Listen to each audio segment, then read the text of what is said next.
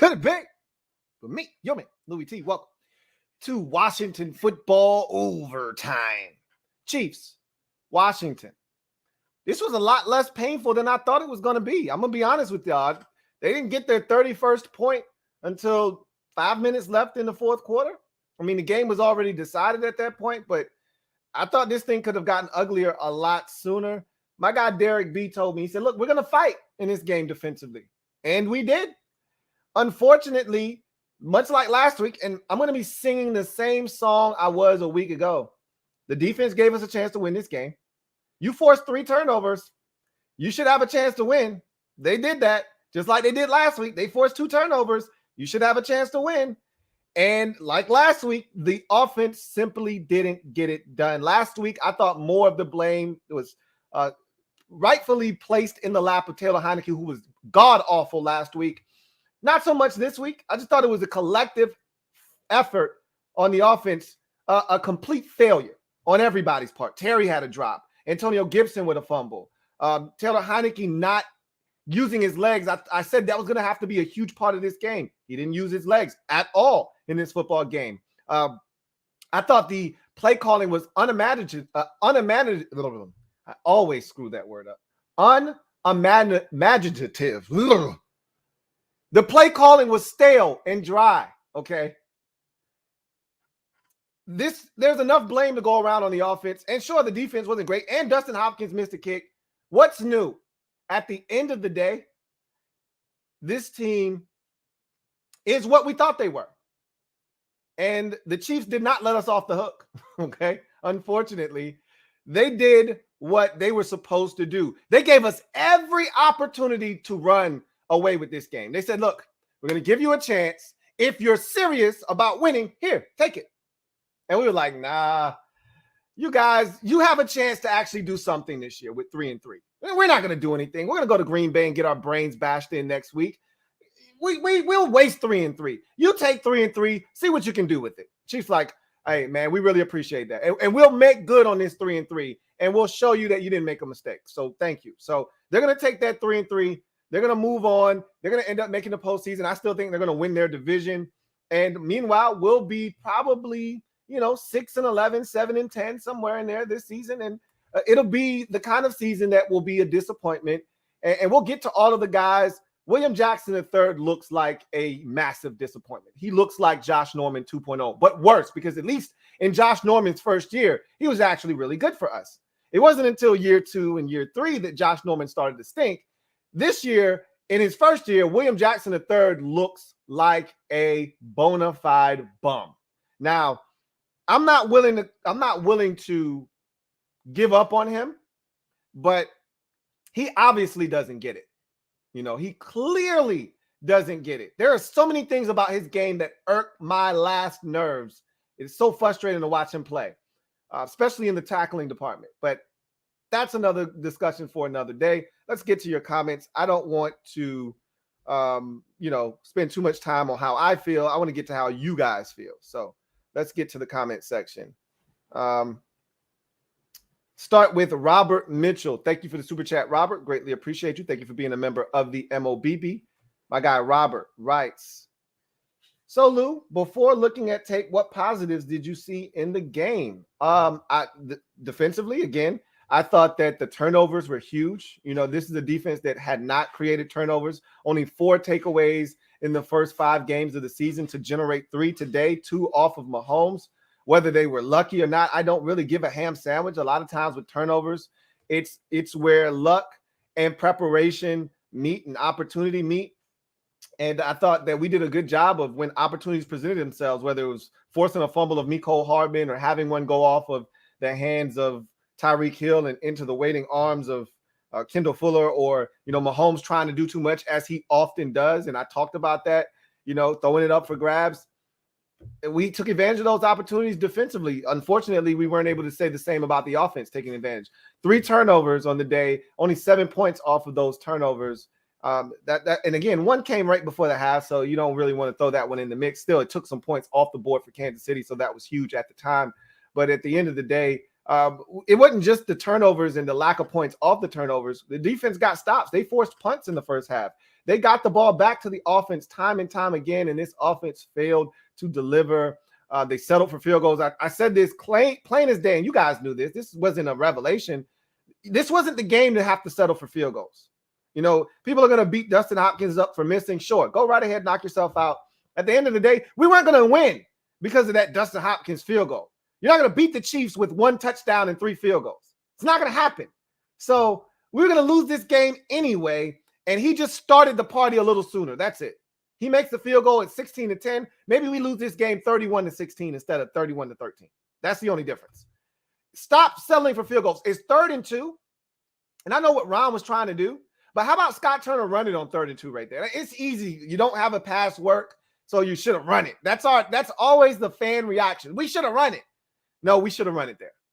We should have run it there. And you should have had 2 downs to run it, 2 downs to get 2 yards. Run it twice if you have to. It's the Chiefs, dude. You're not going to win kicking a field goal on 4th and 2. Well, I think it ended up being like 4th and 4 because I think we lost 2 yards on the play. It was that bad of a play call. Poor execution by Taylor Heinicke, as he always does. His arm is so weak, it's not even funny. It's ridiculously weak. So, and that experiment, it's done. In terms of him being a starter, we know he's a backup. I think I acknowledged that last week. If Ryan Fitzpatrick is healthy after the bye, I think they got to go back to Fitzpatrick at this point. We've seen enough. I think we've seen enough.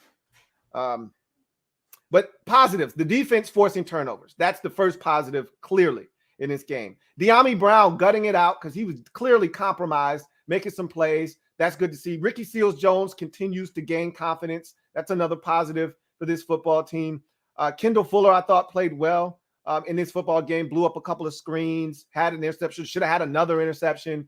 Outside of that, I thought Cole Holcomb played well, had himself a solid afternoon.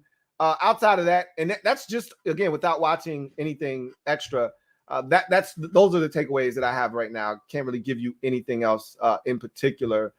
Nothing really jumps off the screen at me at this very moment. Thank you for the super chat, Robert Mitchell.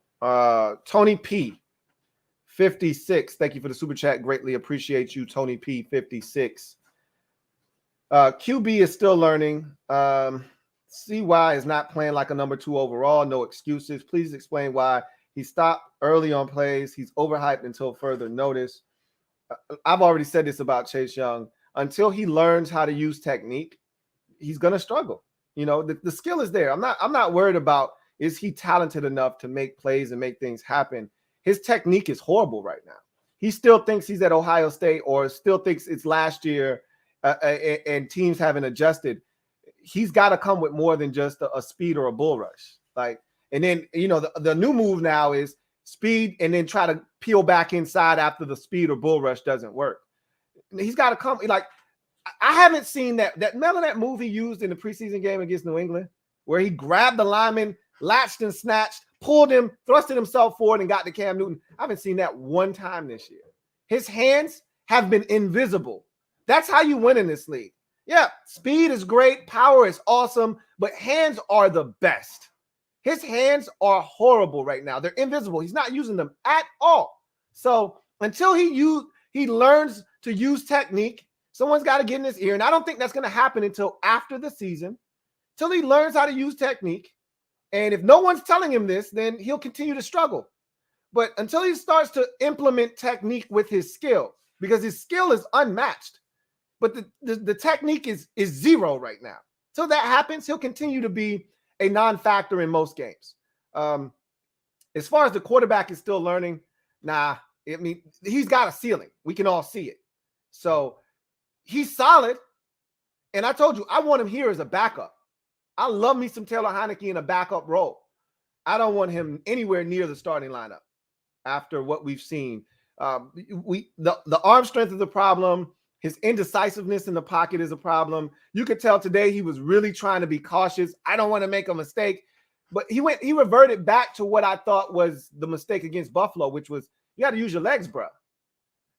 One of the keys to the game was Heinicke got to use his legs. Got to get out of it, because the Chiefs are going to bring pressure. They brought pressure. He didn't run.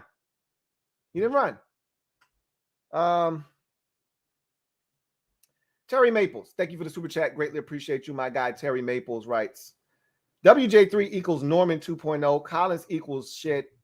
Heineke throws off back foot every throw. D-line got no push. Run game averaged 5 yards per carry, and we kept throwing the ball. Ron's plan is trash. I can't disagree with the Norman and WJ3 comparison. Collins didn't have a good game. I mean, he didn't do anything noteworthy. I can't say he didn't have a good game. I know he got juked out of his shoes by Travis Kelce on one play, but I don't know if that constitutes to him having a bad game. But, you know, everybody likes to blame Landon Collins for everything. So it's the same thing. Now that John Bostic's not here, Collins is the new scapegoat.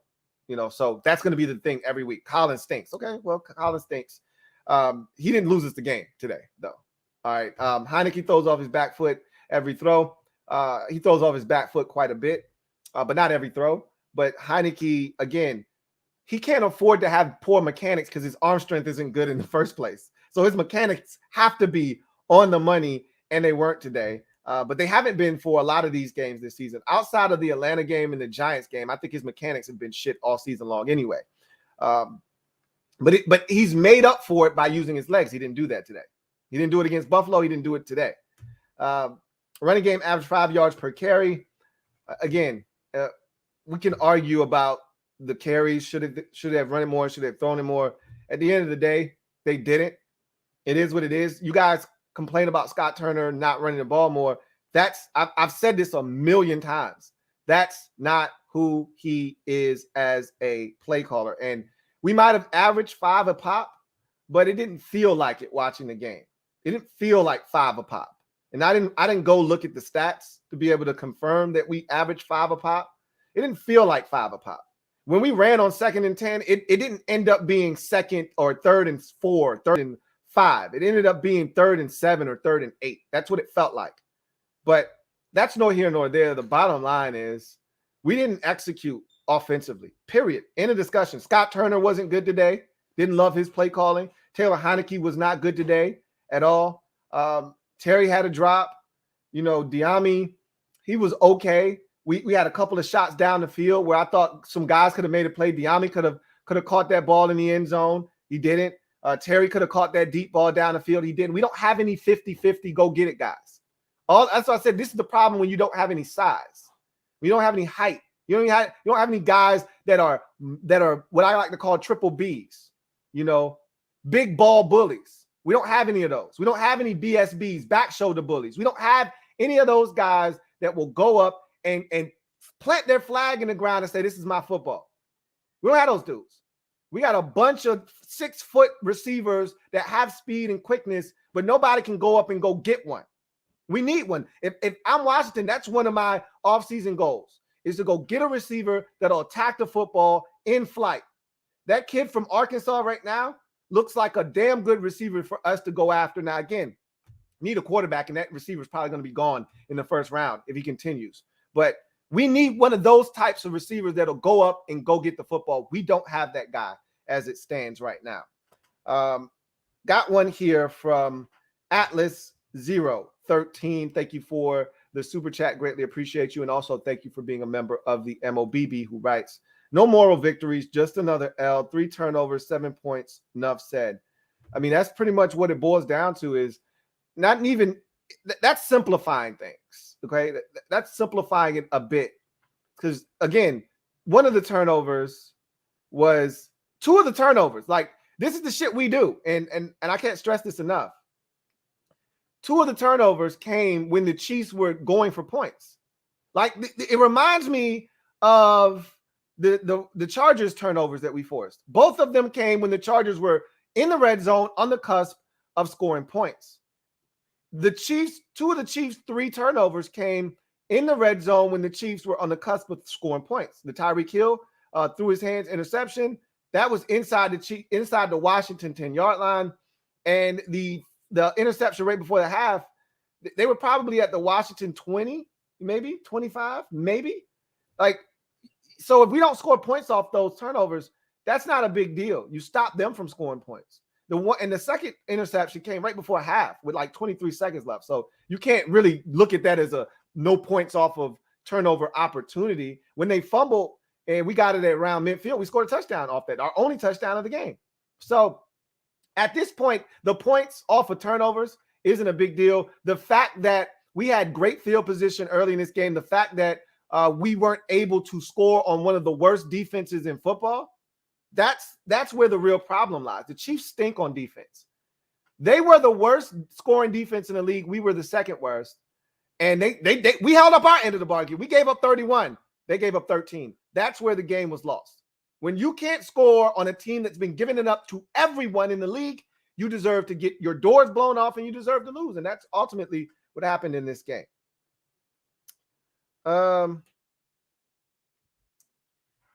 F. Altus, thank you for the super chat. Greatly appreciate you. Who writes, Chiefs tried to give us that game today. Second straight week that's happened, yet we lose by multiple scores. We seriously stink. I can't disagree with you. Like I said last week, everybody, I had I thought was a really productive discussion with someone in the comment section of the overtime video that said, no, this is on the defense. The defense stinks. And I said, no, this loss is on Taylor Heineke. He was the number one reason we lost last week. And I said, there's enough blame to go around. But if this is a pie chart, Taylor Heineke gets the biggest slice of the reason we lost to the Saints last week. To me, this week, it's again, the defense gets a slice of the pie again, like they did last week, but their slice isn't nearly as big as the offensive slice. You know what I'm saying? Like, the defense gave us every opportunity to hang in this game. They forced punts early. After the opening possession of the game, the Chiefs pretty much were stagnant the remainder of the first half. They scored 3 points after the opening drive. Some of that was, via turnovers, and they actually moved the football, and they didn't have anything to show for it. But that's, again, if the defense gives you opportunities, no matter where you start at the 10-yard, your own 10, you started, your own 17, you started your own 24, you started your own 33. Doesn't matter where you start. It's where you finish. And too often times, drives ended with 3 and outs, punts, or 1 first down and then a punt. And now the defense back on the field. Too many times drives moved it into Chiefs territory, and then we had to settle for a field goal. It was plain to see from anybody watching with any kind of football mind at all that you weren't going to win this game kicking field goals. I don't give a shit how bad the Chiefs are playing. Their offense still works. It's their defense that stinks. Their offense is perfectly fine. And we had a banged up Travis Kelce. We had a banged up Tyreek Hill. And Patrick Mahomes almost threw for 400 yards.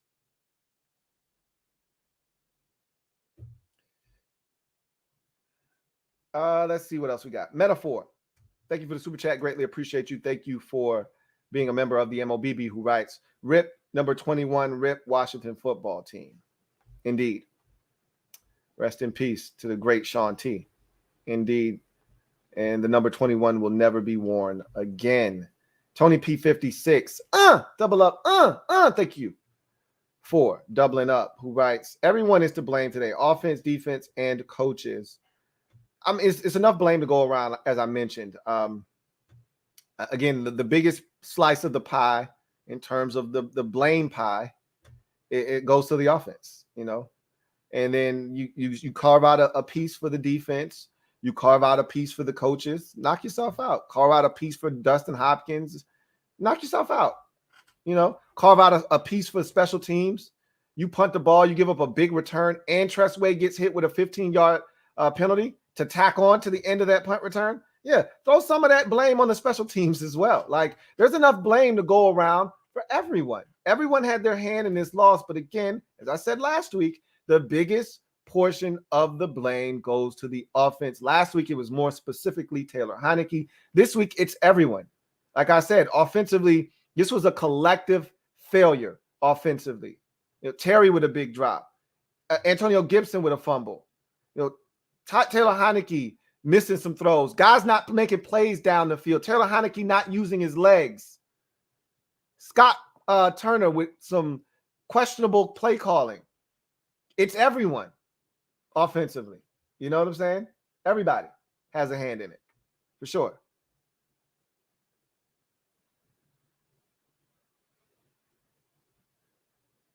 Let's see. Zach LaRoche. Thank you for the super chat. Greatly appreciate you. My guy, Zach LaRoche, writes, Ron's decision-making was gutless, was disrespectful to the Chiefs to coach like you were going to win a battle of attrition. I agree. I thought the 3rd and 2 that turned into like a 4th and 4 was gutless. But again, at the end of the day, at the way that game was going, and Ron, for a second, he fell into the trap that a lot of us in the MOBB fell into, which was, what is this? Is this last year's defense? Who are these masked men? Is this last year's squad? Because it looked just like a last year game. Defense playing top notch, giving us a shot. Offense is absolutely awful, but they're not turning it over. So we're right where we need to be, and we're clinging to a 3-point lead. This felt like a game that was played in 2020 with no fans in the stands and Washington football team trying to get a win against a team they have no business beating. It felt like that. And Ron probably got caught up in that moment feeling like that too. Hey, we make this field goal. We go up 6. We kick off the football, play some more defense. Who knows? We might get another turnover. And we got these guys on the ropes. We might be able to field goal them to death. Kick another field goal, go up 19-10. Now it's a 2-score game. Now they're in trouble. Now they start pressing. Maybe we get another turnover. Ron got into fantasy land for a sec. He forgot that we were playing the Chiefs. He forgot that Dustin Hopkins was his kicker.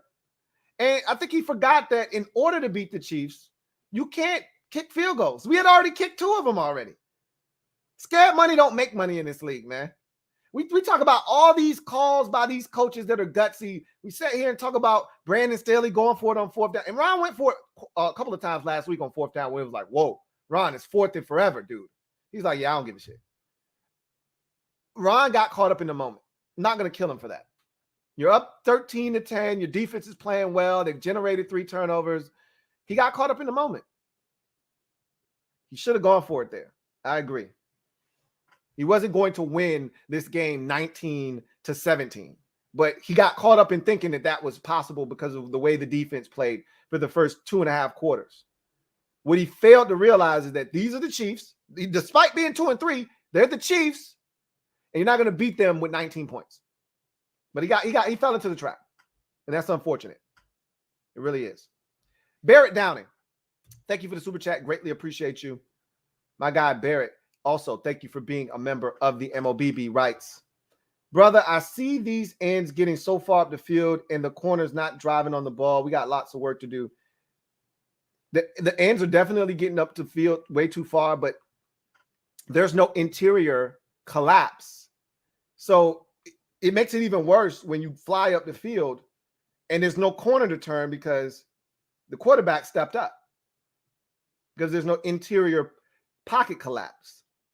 So it's twofold, but if you're going to try to run up the field, you got to turn the corner at some point. Our ends never seem to turn the corner. It's a constant up the field, and then they just get washed around the pocket. As far as our corners not driving on the ball, that some of that is a byproduct of not wanting to get beat deep too. You drive on something, it's a double move, and oops, you got. And I think they're trying to avoid against that as well. So it is what it is at the end of the day. Ishmael Benitez, thank you for the super chat. Greatly appreciate you. Thank you for being a member of the MOBB, who writes, we still playing against ourselves. What's it going to take for this team to wake up? We got the talent. Again, there are a lot of factors here at work with this football team as it stands right now. And the first thing is we're not talented enough at the most important position in football. That right there in itself puts us at a distinct disadvantage every single week. We do not have enough talent at the quarterback position. So every week you go in more likely than not on the wrong side of the quarterback battle, and that sways games. I mean, we already knew what the schedule looked like against QBs in this league this season. But we went up against Mahomes. You saw Mahomes making plays. Yeah, he threw 2 interceptions. One of them was just god-awful. But he's Patrick Mahomes. You also, on a 3rd down, saw him flip it underhand to Travis Kelce. You also saw him run 15 yards one way and throw back across his body the other way to a wide-open receiver. You also saw him break our back. I broke my back. On 3rd down, how many times with runs when he used his legs? You wanted to play man. You guys said, we got to play more man. Well, we played a ton of man, just like we played a ton of man last week. And just like last week when Jameis Winston broke our back with his legs, we got our asses kicked on the ground by the quarterback again with our backs turned in man-to-man coverage. So asking, you shall receive. There's no waking up from this. There's no waking up from this. This is who we are. The defense is playing well. It's 13 to 10, and we got a chance to get off the field and force a field goal. And Montez Sweat is a full half yard offsides. I mean, he's not even close. I've said this already. We have low football IQ. Very, very low. William Jackson III, on a 3rd and 7, Tyreek Hill catches the football 4 yards short of the sticks, running diagonally to the sidelines, parallel to the sidelines. He's heading towards out of bounds.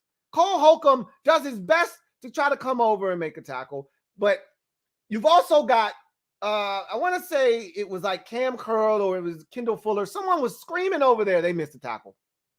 And William Jackson is a yard and a half behind the sticks, just waiting. Cole Holcomb, just waiting. I don't want him to cut back. And he just tiptoes down the sidelines, picks up a first down. And that's William Jackson III's move, is to sit there and be passive-aggressive. I've seen him do that at least 3 times on a 3rd and long, where he just sits behind the sticks, passive-aggressively waiting on a guy to run past the first down before pushing him out of bounds. It's disgusting to watch. But we've got a low football IQ team. So those things shouldn't and really don't at this point surprise me anymore.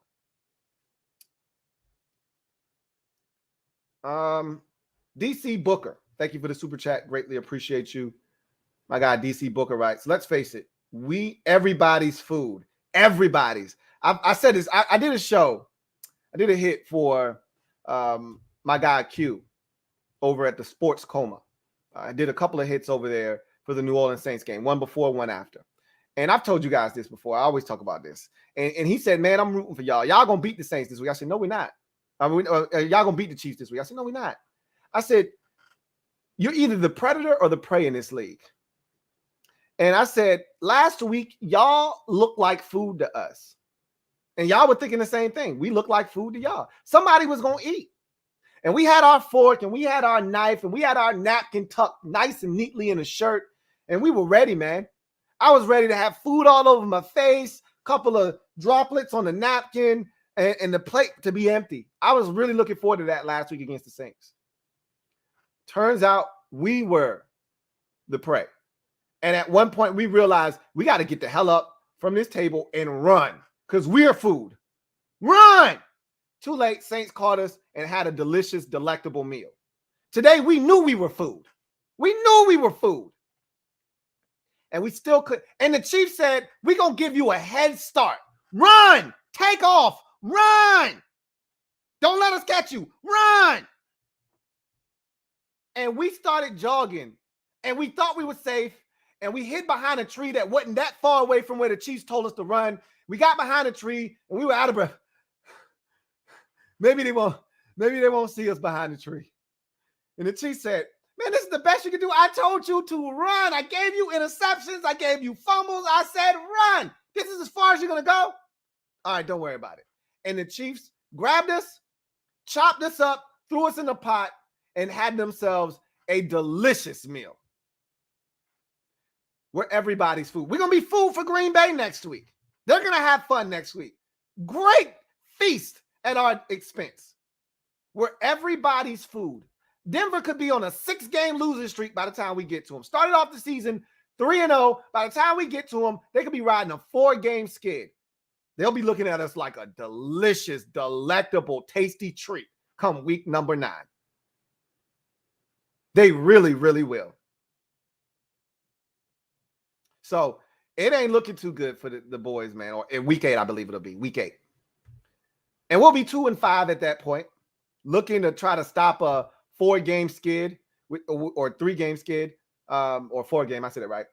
Because I told you we had to beat the Saints last week. We weren't going to win these 2 games. All right. Metaphor, thank you for the super chat. Greatly appreciate you. Double up. Thank you for doubling up, Metaphor. Greatly appreciate you. Who writes 8 straight third down conversions doesn't a good D make? Okay, I get what you're trying to say. Come on now. I need you to be better than that on the comment section. We gave up 8 straight third down conversions pretty much to finish the game up. Don't count that last possession where Taylor Heineke threw the interception and they just wanted to run. They converted 8 straight pretty much. That last drive started at their own 4. They moved it 96 yards into the end zone, converted on 8 straight third downs on that possession, and scored a touchdown. So, yeah. Defense at that point, they were exhausted and they had given up. They had nothing left to give at that point of the game. P. Low Dollars. Thank you for the super chat. Greatly appreciate you. Thank you for being a member of the MOBB, who writes, I don't really know what defense we are in. Are we playing man and then on third down playing zone? People sitting down in the middle of our defense? No, we primarily played man, but again, we mix it up. It's not just man all the time. It's not just zone all the time. It's a mixture of the two, but we played a ton of man today. A ton of it. We played a ton of man last week. They're trying everything now. Remember, early in the season, it's primarily zone. Well, that wasn't working. Everybody, we need to play more man. Well, we played man the last 2 weeks. That shit hasn't worked. It is what it is, man. When you're not good, you're just not good. And we're not good. And really, I actually didn't think the coverage was all that bad. I'm going to tell you what the problem was. We didn't get to Mahomes. He extended the plays like Mahomes does. And if he extends, somebody's going to come open. One of the keys to the game was plaster, plaster, plaster. We didn't do that. But you can't keep asking guys to plaster, man. It's tough. It really is. And we didn't do a good enough job of getting to Mahomes, keeping him in the pocket. He got away too many times. When Mahomes struggles, you get to him. You saw what happened when we got to him on a bad snap. He panicked. Well, it wasn't a bad snap. He bobbled the snap, fumbled it, and he panicked because he was under duress. You got to get to him first, though, to make him do something like that. We didn't get to him enough today.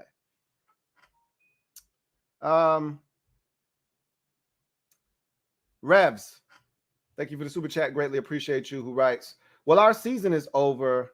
What do we think on Kenny Pickett? Kenny Pickett stinks. Thank you for the super chat. Sean, HTTR forever. Thank you for the super chat. Greatly appreciate you.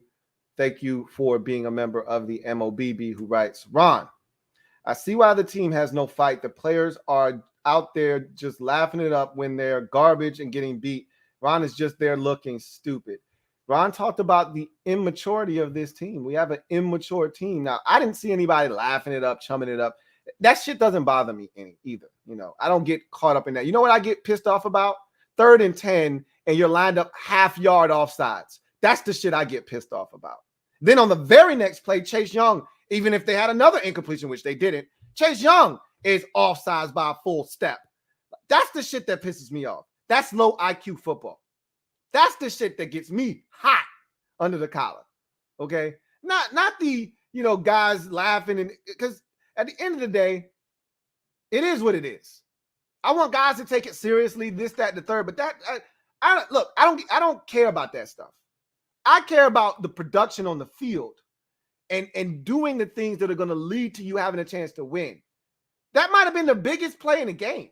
Mahomes has an incompletion on 3rd and 10. If Montez Sweat isn't offsides, it's 13-13 instead of, what was it at that time? Instead of 17-13.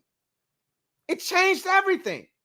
The difference between, hey, it's tied, we still got a shot, and oh shit, here it goes. Here comes the avalanche.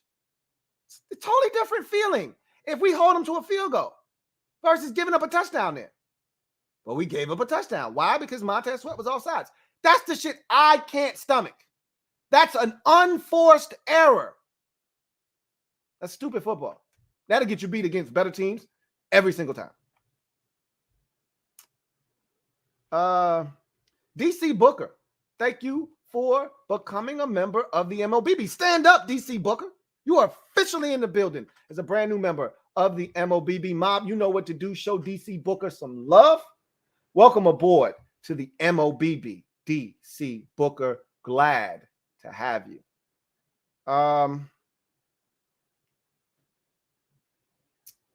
Derek B. Thank you for the super chat. Greatly appreciate you. Thank you for being a member of the MOBB who writes 500 yards in the best defensive effort and 13 points from the 11th rated O.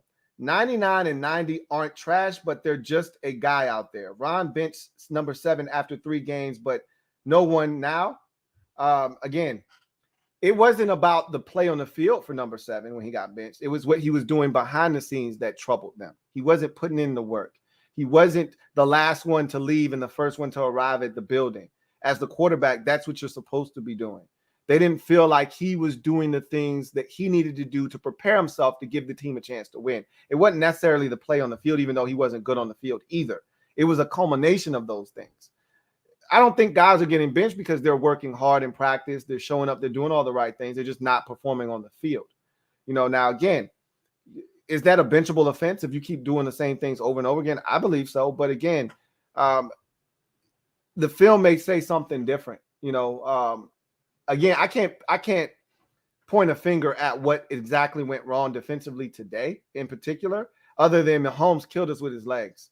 Whether it was to run or if it was to scramble to extend, he killed us with his legs.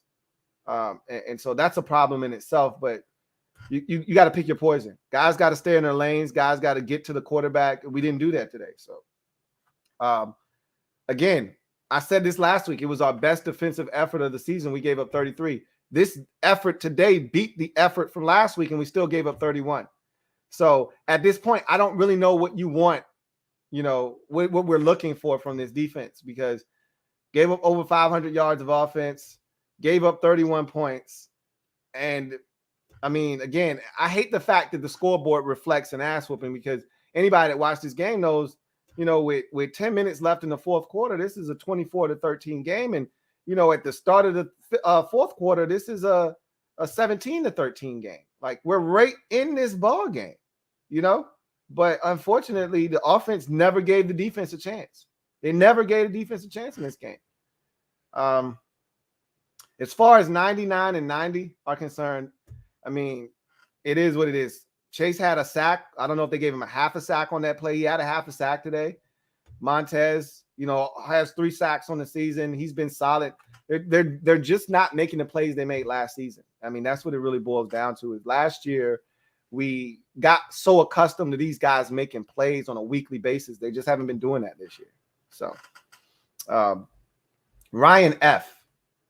Thank you for the super chat. Greatly appreciate you. My guy Ryan F. writes, we need to go ahead and put Antonio Gibson on IR until he gets healthy. No reason to break a good running back, especially with how the team's been playing. I agree with, with Curtis Samuel. I think he needs to just go on IR because we really don't know what we have. We keep trying to yo-yo, like this season is on life support.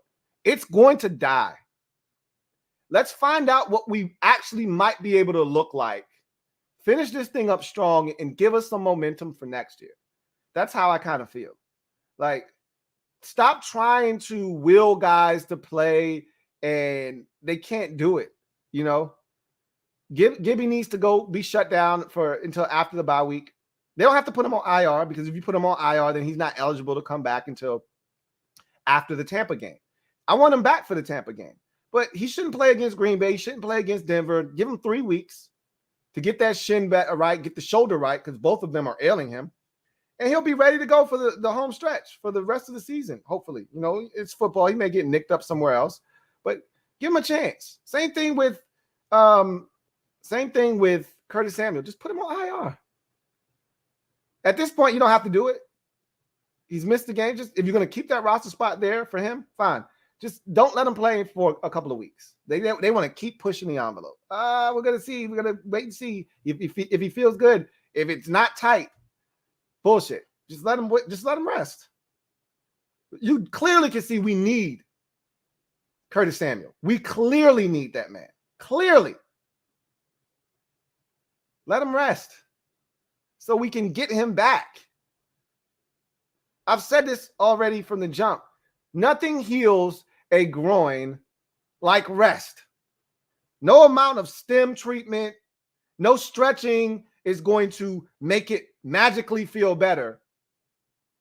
Rest is what's going to get that thing better. I agree with you, Ryan F. Let's see. Jay Lee, thank you for the super chat. Greatly appreciate you. My guy Jay Lee writes, Kyle Allen might be a better game manager, plus use his legs. I mean, at this point, what do you have to lose? I'm not in favor of benching Heineke. I'm really not. I mean, I know what Kyle Allen is. I wanted to find out what Heineke was. I found out.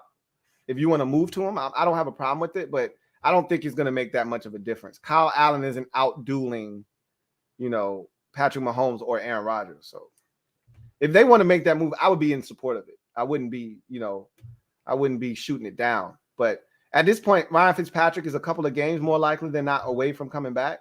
Just ride it out with Heineke and keep it pushing. Like, I don't think there's any reason to run away from him at this point. Like, I think you just let him finish it out and see what he does. And then, if it's more of the same, then you just roll with, Fitzpatrick when he gets healthy. Let's see. DeJuan Porch, thank you for the super chat. Greatly appreciate you. Thank you for being a member of the MOBB, who writes, Taylor Heineke's TD pass was short. Arm is really bad. Backup at best. Looks like the TLH is a mediocre bedtime story. I guess we could say that. The legend of Heineke, it slowed considerably. It slowed. William Jackson III just couldn't let the day end without a penalty. And, the part that always pisses me off with him is when the flag is thrown, he's incredulous. Like, he's even killed the entire game, even when he gets his ass smoked. He's just like, oh, man, I got beat. Damn. I'll get him next time. Oh, man, I gave up a 3rd and 8 just standing behind the sticks by a yard and a half and then pushed him out of bounds after he got the first down. Oh, man, I get him next time. Oh, man, I missed the tackle. That would have been a 1-yard gain. Now it's 11-yard gain in the first down. Oh, man, I get him next time. But let them throw a flag on him. Now he's pissed. Oh, my God, how did you throw a flag on me? And I'm like, and then you watch the replay and you're like, dude, you would have been arrested on the street for doing that. What do you mean, why did they throw a flag on you? And then today, when he gets the flag, he's like, oh, it's a flag. They celebrating. It's a flag. The flag is on you, doofus. What are you talking about, man? Flag's on you. That guy, he irks my nerves right now. I swear. He irks my nerves right now. He really, really does. That said, it is what it is. I'm not going to continue to harp on it. I just know that he's a guy right now that he's a part of the problem. He's a part of the problem right now. It's William Jackson III. Let's see. And yes, Taylor Heineke's arm I didn't realize it was this bad. And you know what makes it worse is he doesn't anticipate well. If he were to anticipate, his arm strength wouldn't be an issue. That throw to Ricky Seals-Jones, like you said, that shit was short.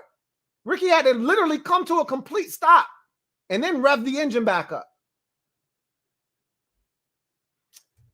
Rob Yu, thank you for the super chat. Greatly appreciate you, my guy. Rob Yu, thank you for being a member of the MOBB. Writes, Lou, I never thought I'd want to see Fitz in the game, but even though this team is broken on all levels, I think he gives us the best chance. And, I never thought I'm not clamoring for it at this because I don't think he would save us either. And a lot of the stupid interceptions, like, he might not have made the exact same dumb decision, but he would have made some throws that would have probably resulted in some interceptions, more likely than not. So I think it would have been a wash. And some of these games that we won in dramatic fashion, I don't know if we win them with Heineke not in the game. But that said, I don't know if I'm clamoring for Ryan Fitzpatrick. I know what he is as a quarterback. So I told you I didn't want him here in the first place. But at the end of the day, we'll see what he does when he gets back, if he's healthy, and see what he's able to provide for us if he gets back into the lineup. The bottom line is the quarterback of the future isn't on the football team right now. That's the most important part. Whether it's Heineke or Allen or Fitzpatrick, we know none of those guys are the future. And it's a tough spot to be in because I already said I don't think that the crop of quarterbacks out there are all that great. So you might find yourself in quite the quandary next year when you're looking and you say, we got to do something. You know, the guys we had on the roster last year weren't good enough. You can't just roll those guys back again. Last year, you were able to get away with that because you won the division. And you still went out and got Ryan Fitzpatrick, but you're like, yeah, people want to see Heineke. Worst case scenario, you know. But Ron knew. Ron had this dude in Carolina. That's why Ron went out and got Ryan Fitzpatrick. Ron knew what Heineke was. So did Scott Turner. They knew that there were limitations there. They knew that. But, you know, some guys grow and they evolve, and they were hoping maybe Heineke's done that. Nope, he hasn't. Same old Taylor Heineke. Same old Heineke. Derek B, thank you for the super chat. Greatly appreciate you. Thank you for doubling up. Double up. My guy Derek B writes, AGG missed at being a triple B.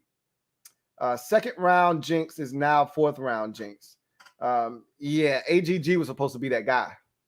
The guy that was supposed to be that top shelf bully. You know, that big ball bully that go up and go get it.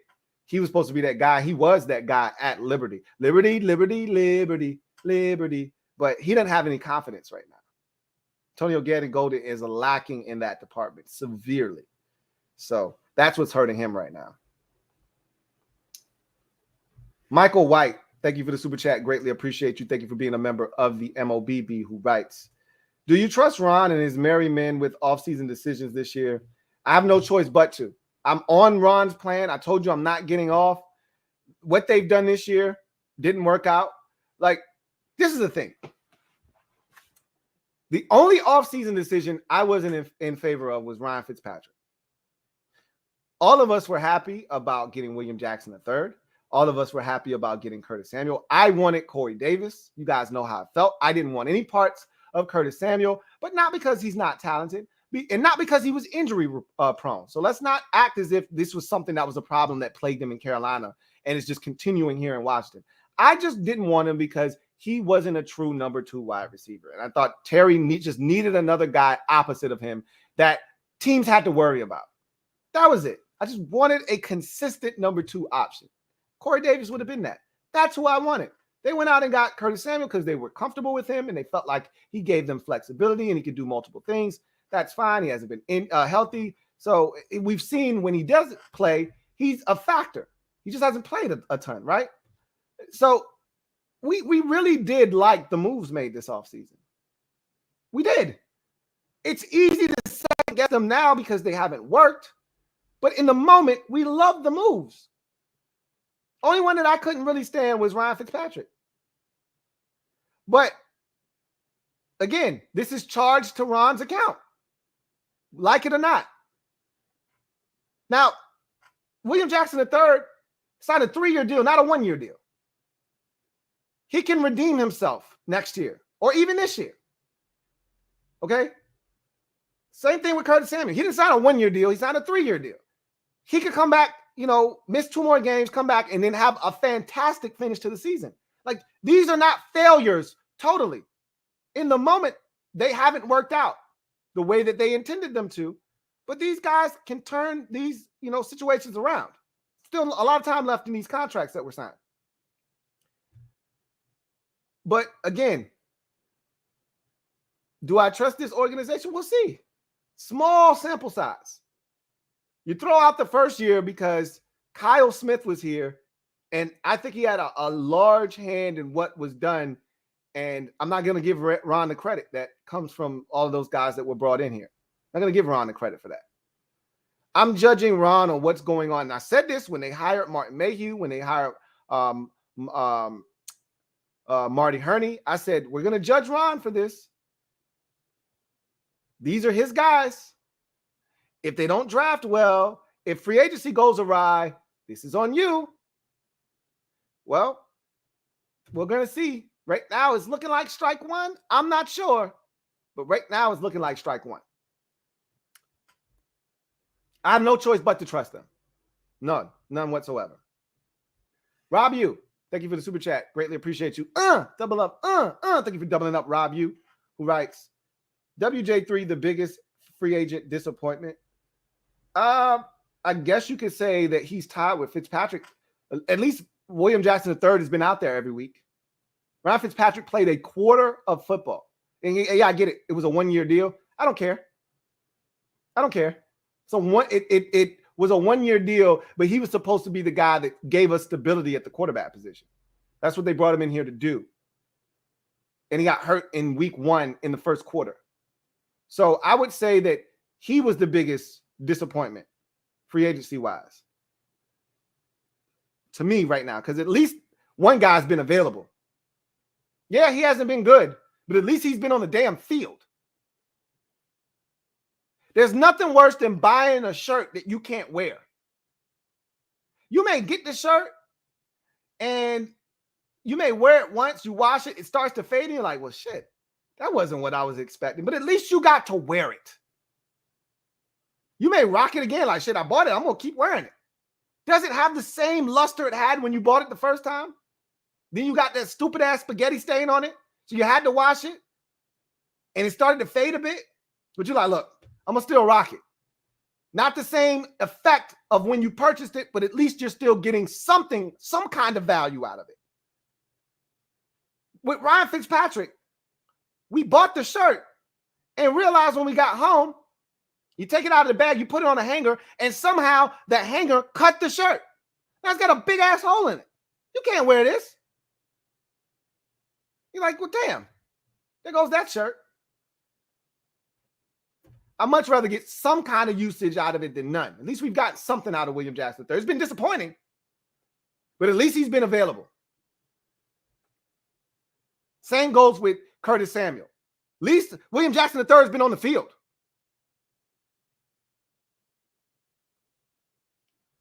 Mr. DCB 215, thank you for the super chat. Greatly appreciate you, who writes, should we try to run more hurry-up offense? Got to be something we can do on O. I think Heineke is more comfortable in that setting. I mean, some of his best drives this season, Atlanta, the Giants, have been in that 2-minute offensive mode.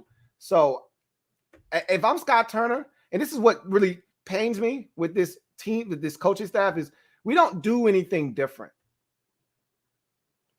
What's wrong with coming out and first 15, you just say, F it, we going to hurry up on the first possession of the game. You practice it all week. You know, you script your first 15 or whatever. And so you just come out and you say, well, you know what? We're going to go tempo. And see what that does for you. Go tempo. They don't do those types of things. Like, that's not hard to go tempo. Get a personnel on the field that you really like, that's interchangeable, that you don't have to go and sub. And let's go. Let's catch a team off guard, or save that for the second quarter. You know, now that the game's been going, you know, defense may be a little gas, and boom, you just step on the gas out of nowhere, and they're like, oh shit, what is going on? Get some big nasties in the game.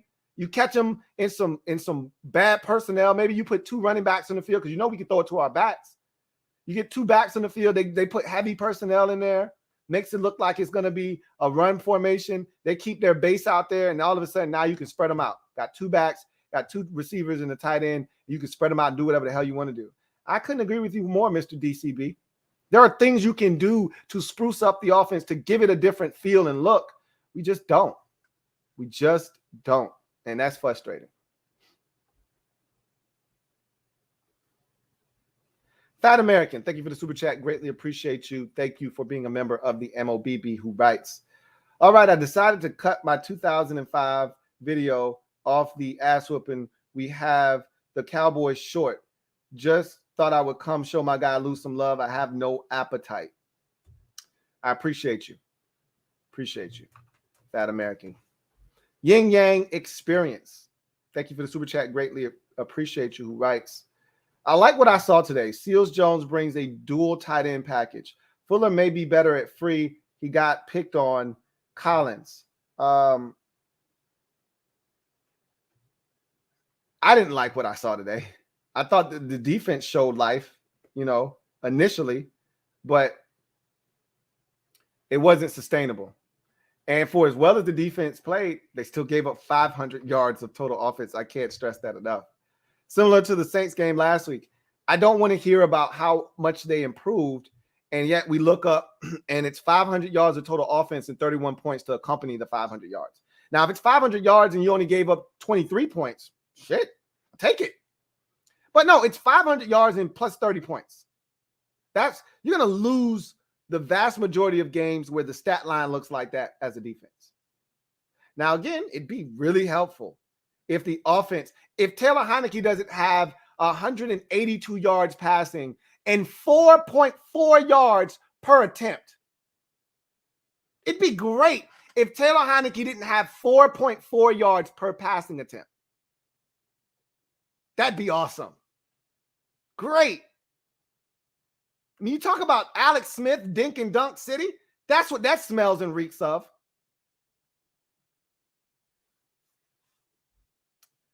I did like William Jackson or Ricky Seals-Jones. He's continuing to develop and really look good.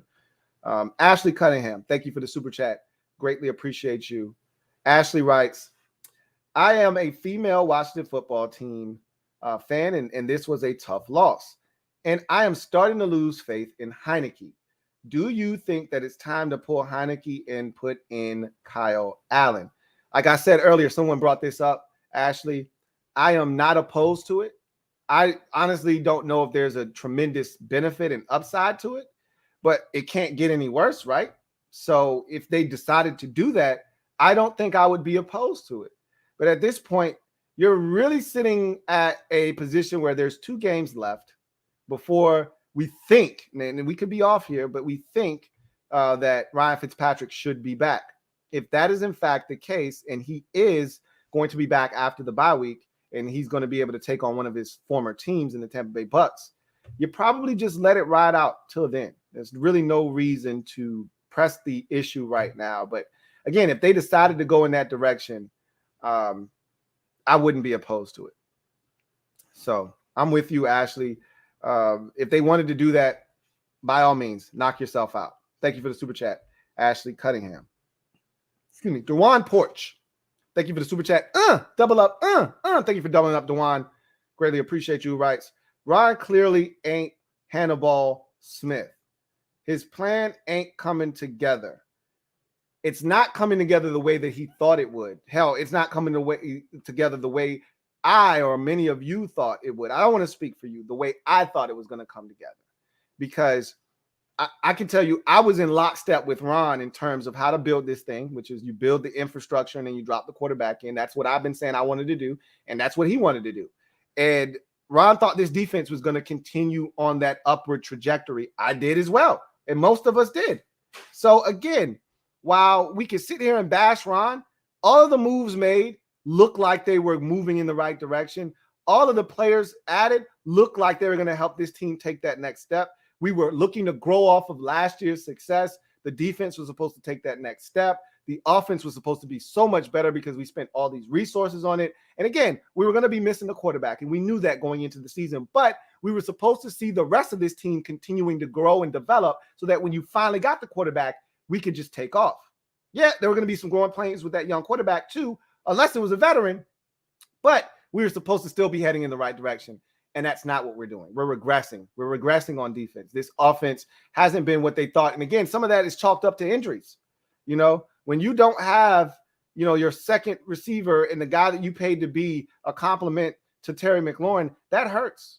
You know, when your best receiver is dealing with a hamstring, that hurts. When your 3rd round draft pick is dealing with a knee injury, that hurts. When his backup is dealing with a hamstring and has been out the last 2 weeks, that hurts. So and your number 1 tight end, who was going to be a huge part of this offense and really is a monster part of this offense.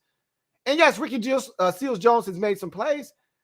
Logan Thomas is still a massive part of this offense. That hurts. It really hurts. So it's been quite the challenge for Ron. Plus, you have to deal with the off the field shit that doesn't make anything any better. So it's been a lot of, you know, things that I don't think Ron really anticipated going in the way that it has. And I'd be lying to you if I said I wasn't somewhat surprised and shocked by some of the developments of this team this year. Because I just assumed that, you know, we were going to be worse off defensively, but it was going to be because we were playing better teams. I didn't just think we were going to be worse in general. Thank you for the super chat, Dewan Porch. Burger the Butcher. Thank you for the super chat. Greatly appreciate you. Burger the Butcher writes, the wind almost took that ball that went to RSJ. I don't know how windy it was out there, but boy, I was nervous. I thought he was going to get tracked and hawked down because he had to wait on the dang on ball. But it got there, and he made something happen with it once he got it. So that could have been all bad, but it turned out to be our lone touchdown of the day. Tony P56. Thank you for the super chat. Double up. Thank you for doubling up or tripling up. Can't remember which. Really do appreciate you either way. Who writes, with the scandals, the haunting of old culture, the L's piling up, and the questionable coaching, do you think Terry and others will resign or resign? I'm worried. Yeah, like players don't worry about a lot of that stuff. You know, you get towards the end of your career and you start thinking about your longevity, you start thinking about your mortality in the league, and then you start thinking about, I want a chance to win. Terry ain't at that point yet. Terry wants to make it work here. The team that drafted him, the team that believed in him. Terry wants to be a part. If they give Terry what Terry believes he is worthy of, if he thinks it's a fair market deal and he's satisfied, Terry's going to sign on the dotted line. Players aren't worried a lot of times about that shit that we are as fans. They don't care about the off the field scandal, like, oh my God, I want to play for a better organization. No. Are you paying me? You are? I'm here. Sign me up. They'll be back. I'm not worried. If that were the case, Jonathan Allen would have said, no, let me go to New England somewhere. A better organization. Jonathan Allen doesn't give a shit about none of that. We gave him a 4-year, $72 million extension. He signed on the dotted line. Same thing will happen with Terry McLaurin. You give him a contract that he and his agent feel like are in his best interest and fits what they think they're worth, Terry will be back. And so will any other guy like Cole Holcomb or anybody else out there that we deem to be players that we want moving forward. Logan Thomas signed on the dotted line. And Chase Rouillet signed on the dotted line. It will continue. That's not going to be a problem. I can assure you of that.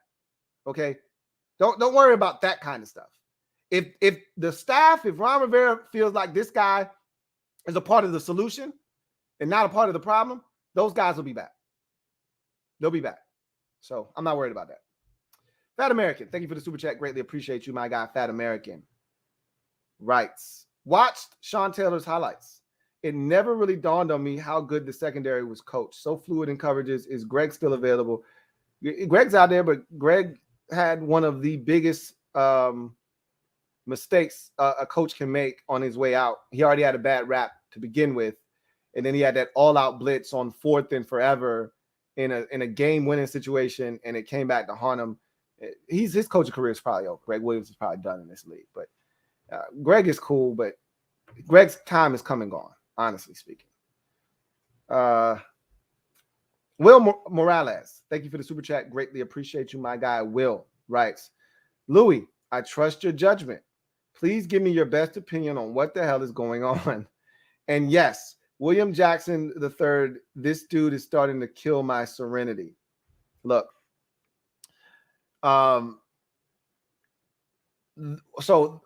what's going on is this is a team that I do feel like somewhat overachieved last year in a poor division. And I think they fell into the trap of the same thing that us as fans, a lot of us out here fell into as well. I wasn't big on this team's gonna, win 12 games. Some of you were talking crazy, but for the most part, I thought this would be a team that would be, anywhere from 7. And I still think they're going to win 7 games. And I know some of you probably think I'm crazy, but we're not going to be playing the Chiefs. We're going to be playing some teams that look like the Falcons that we can actually beat. The Panthers stink right now. Okay. They've fallen and crashed back down to earth. The Broncos have fallen and crashed back. Like, we'll play some teams. Now, we may not beat them because we're not very good, but we'll have a chance. We're not going to be playing the Broncos or the Chiefs and the Packers and the Bills and the Chargers every single week. We'll have games like the Saints that'll be there. Like, this game was there for the taking. The Saints game last week was there for the taking. Now, again, we may not win these games, but we've won 2 already, and I wouldn't be shocked if we won 4 or 5 more in that same manner. And oh, by the way, we still play the NFC East. The Giants got their doors blown off today. They stink. When we see them, their season will be well over by then as well. Same with the Eagles. Now, again, you probably at that point in the season, if we are 3 and whatever, you don't want to win those games at that point. There's no purpose behind it at that point. Now you're trying to get a quarterback. But I see us getting to those games, that final 5-game stretch with 4 or 5 wins already on the season. I do. Where did they come from? I don't know. Don't ask me. I don't know. But you can't tell me that the team that played for the first 2.5 quarters of this game can't beat some teams in the league, because they can. And they will. So you ask me what's going on. I think the team fell victim and prey. Ron said this was an immature team. They had some growing up to do, and you can tell. I think they thought they were better than what they were. I think they thought they were going to just show up and they were going to just start to devour teams and destroy them defensively. Montez Sweat and Chase Young, they were talking about setting the NFL records for most sacks in a season by 2 players on the same team. Are you kidding me? We'd be lucky if they combined for 10 sacks this year at the pace that they're going at. But that's the kind of shit that they were on this offseason because their heads got blown up. Everybody was telling Chase Young how great he was, how great this defense was. And you got every station you turn on, it's talking about how the Washington football team has this just ferocious front 4. And I don't know if you've noticed, but there's still a lot of people who still haven't figured out just how bad this defense has been. And the front 4 hasn't really been all that great either. Because everywhere we go, this mindset and this aura around this defensive line still permeates. Our reputation seems to precede us, yet we haven't busted a grape this year. But everybody's still talking about this ferocious. Like, they had a whole montage on Chase Young. Oh, got to know where 99 is at all times. Oh, really? Doesn't seem like a guy you need to really be worried about where he is at all times. Just make sure your left tackle is in front of him or your right tackle, and you're fine. You should be fine. I don't even know if he got chipped a ton today. I was watching him quite a bit. I don't think he got chipped a lot today. I think they said, we're good. We're good. 99's fine. We're good. But people still seem to think. You talk to them, they have no idea. Oh, man, that defensive line's ferocious. Oh, really? Is it? Huh. I didn't know. So I think that they really fell into the trap of thinking that they were really better than what they were. And then injuries don't help. You know, Curtis Samuel, that's a big one, man. You know, as much as we tried to downplay it, that's a big-ass injury. You know, one of the few guys we could ill afford to lose on offense. Because Terry's out there facing the same shit he's been facing. Double coverage. Who else is going to beat us? Adam Humphries? De'Ami Brown? DeAndre Carter? Who else is going to beat us? You got somebody? No? Okay, I thought so. 17. Put 2 on them. That's what everybody's doing. So everything we get is underneath, or it's, 15 to 17 yards down the field, intermediate. But we can't get it over the top. Because if it's over the top, it's got to be 17. 2 hasn't gotten over the top yet. 13 hasn't gotten over the top yet. Until somebody else wins over the top, that's where 10's supposed to come in. Till somebody else scares the defense with speed, I'm just going to make sure 17 don't get over the top. Dare one of these other chumps to beat me. Well, haven't done that yet. Haven't found a guy that could do that yet. And then defensively, we've struggled. Special teams, they've had their moments. Kickoff return by DeAndre Carter. But for the most part, they haven't really done anything to move the needle, like a blocked punt, something like that to change the game. But again, they had the kickoff return. So you can't really ask for much more than that. Bottom line is, we are who we thought we could be, potentially, which is a bad team with a tough schedule, or a team that overachieved last year that really isn't all that good with a much tougher schedule this year, and you're going to struggle. Oh, and your quarterback position stinks. That's pretty much what it is. Defense isn't as good as we thought. Quarterback position is still a problem. Injuries are starting to really take effect. And you could argue that this team could be coached better. That's not an argument I'm willing to make right now because it starts with the players on the field. Before we can get to the coaching staff, this, that, and the third, it starts with the players on the field executing. But could the coaches put them in better positions? Sure. Sure they could. But they haven't. Thank you for the super chat, Will Morales. Joseph's Journey. Thank you for the super chat. Greatly appreciate you. Who writes, Ron's plan is bad FA signings and playing scared. Again, last week, Ron wasn't playing scared. Last week, Ron was going for it on 4th and 18 and 4th and 10. So I can't say Ron is playing scared. I would have loved to have seen him go for it on 4th and 4, though, against the Chiefs, knowing that. But again, he got caught up in the score and the way the game was going. I don't blame him for that. When your defense is holding the Chiefs to 10 points at that point and you're midway through the third quarter, he was thinking maybe this is the game the defense finally figures it out. I don't know why he would be thinking that, but that's what he was thinking because of what he had seen. But he had to know at some point, whether the defense plays well or not, if you kick this field goal, you're up 6 against Patrick Mahomes, Tyreek Hill, Mecole Hardman, and Travis Kelce. At some point, they're going to get in the end zone. At some point.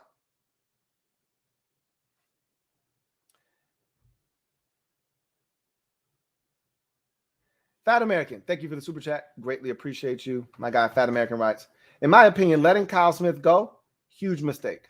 Well, that Ron didn't want, and again, when Ron did it, I told you why he did it. I don't have a problem with why he did it. Do I agree with it? No, but I know why he did it, and I don't blame him. Simple fact is he didn't want anybody in this organization tied to the last administration. Anybody with Bruce Allen ties had to go. Anybody not one of my guys has to go. You know why? I don't want anybody stabbing me in my back. I don't want anybody driving a wedge in between me and the owner. I don't want anybody having an opportunity to search for power within the organization and turn this into a power struggle. It's his word against mine. I was here first. I have a better relationship with Dan, and I'm telling Dan, if you get rid of Ron, I can find the next coach. You know, I can help you. I can find the next coach, one better than Ron, and we can turn this thing around. He didn't want that to be an issue. Nobody that I bring here to Washington and is employed because of me is going to stab me in my back, be running to the owner and trying to fight for power within the organization. I don't blame him for that. I'd like to be able to go to sleep at night knowing that I don't have anybody having daggers looking to put a dagger in my back. He couldn't feel that way with 100% certainty with Kyle Allen being on this staff. He couldn't. He didn't know Kyle Smith, Adam from Eve before he got here. And I don't trust you because you came from what was here before, and that shit was toxic. So I don't blame him. But is Kyle Smith a shrewd evaluator of talent, pro game, and college? Yeah, you're damn right he is. But again, I don't blame him for doing what he did. Trevor Patch, thank you for the super chat. Greatly appreciate you. My guy, Trevor Patch, writes, oh, first of all, thank you for being a member of the MOBB, who writes, JDR was in Jamin Davis' face yelling multiple times. Excuse me. Probably just telling him that he wanted him to be more aggressive. It's funny. Jamin Davis had his presser this week, and he said, I just got to play, downhill, kind of like play with a little bit more reckless abandon. He's being too cautious. I saw this in college. This is the same shit I saw in college. When he shot his gun, he was dynamic. Problem is, he's scared to shoot his gun. A wise man once told me, if you ain't prepared to shoot, you better not pull your gun out. Jamin Davis don't pull his gun out because he really don't want to shoot. He's scared right now. He's thinking too much. He said, I got to stop thinking and just play. Easier said than done. Jack Del Rio gave him the license this week.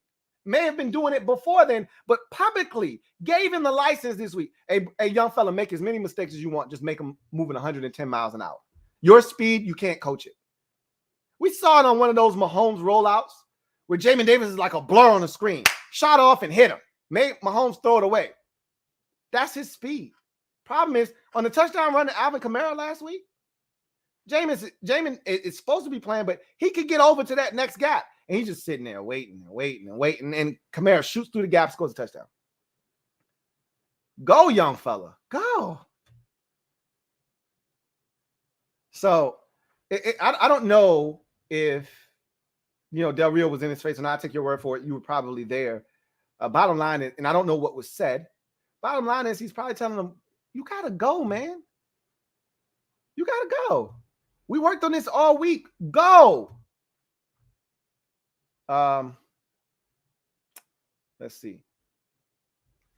Honor Immortal. Thank you for the super chat. Greatly appreciate you. Honor Immortal writes, why didn't everyone wear the Sean Taylor tape? Because you get fined for that.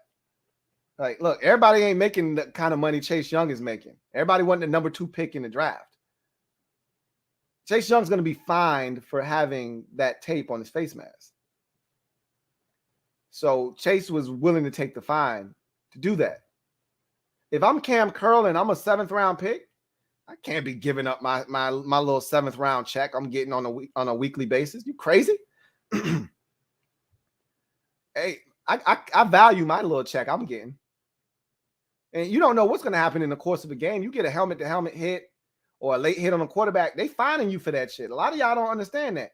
You get that nice little pink slip, that yellow envelope in your locker on a Wednesday, they docking you $15,000, $12,000 for a hit or this or that. You ain't gonna find me an additional $5,000 or $7,000 for putting some damn tape on my face mask. That was cool gesture by Chase, but Chase making money off the field, on the field. He good. He can eat that little fine. That's nothing. That's chump change. It's a drop in the hat for him. For the rest of these dudes, for James Smith-Williams, what? Casey Toohill, what? I'm not taking no fine. Crazy? Cole Holcomb like, man, I'm a damn 5th round pick. I'm still waiting to get my payday. I ain't putting no damn fake tape on no damn face mask. Nah, they won't doing that. Rob you, thank you for the super chat. Greatly appreciate you. Who writes, bad angles, poor tackling, and big plays weekly. Shaking my head. I don't know if the bad angles are something that have plagued us in this season a ton. The poor tackling has definitely been an issue. The big plays have definitely been an issue. They weren't as big of an issue today. Mahomes did a lot of nickel and diamond, but they had a couple of big ones. The big one to the tight end that ended up getting hurt early in the game on the first possession. That was a big one. Mecole Hardman had, I think, a good one, a good catch down the field. And then, of course, the touchdown to really make this thing look like an ass whipping by Demarcus Robinson at the end. But it was more so Mahomes just being Mahomes, extending with his legs, extending to throw, and, just kind of finding the little holes in the zone, finding the matchups in man-to-man. And even when it wasn't there initially, when it was good coverage man-to-man, he'd extend and then somebody would come open and he would find him. So, yeah, it was tough. It was definitely tough. Redneck Rocker 101. Thank you for the super chat. Greatly appreciate you. Redneck Rocker 01 writes, why do they keep calling our QB Tyler? Look, I'm not going to sit here and judge anybody because for the longest time when he first got the nod last year against Tampa, 85% of the fan base was calling this man Tyler, including me. It's so easy to say Tyler Heinicke because when you put his name together, it's easier to say Tyler than Taylor. And I know that sounds dumb, but when you're saying his name, literally, it's easier to say Tyler Heinicke than Taylor Heinicke. So it just when you do it too fast, when your brain's working too quick, it's Tyler, it's not Taylor. And yeah, I can't count how many times I heard Charles Davis call him Tyler Heinicke today. Yeah, they do keep doing that. And last week they called him Tyler Heinicke as well. I'm telling you, unless repetition is the only thing that's going to stop you from calling him Tyler. I guarantee you out there, if you're a fan of this team, out of the first 10 times you call Taylor Heinicke's name, you said Tyler at least once. At least one time. Minimum. I know I did it probably 5 or 6 times in the first 10 times I called his name. And I watched the dude at ODU.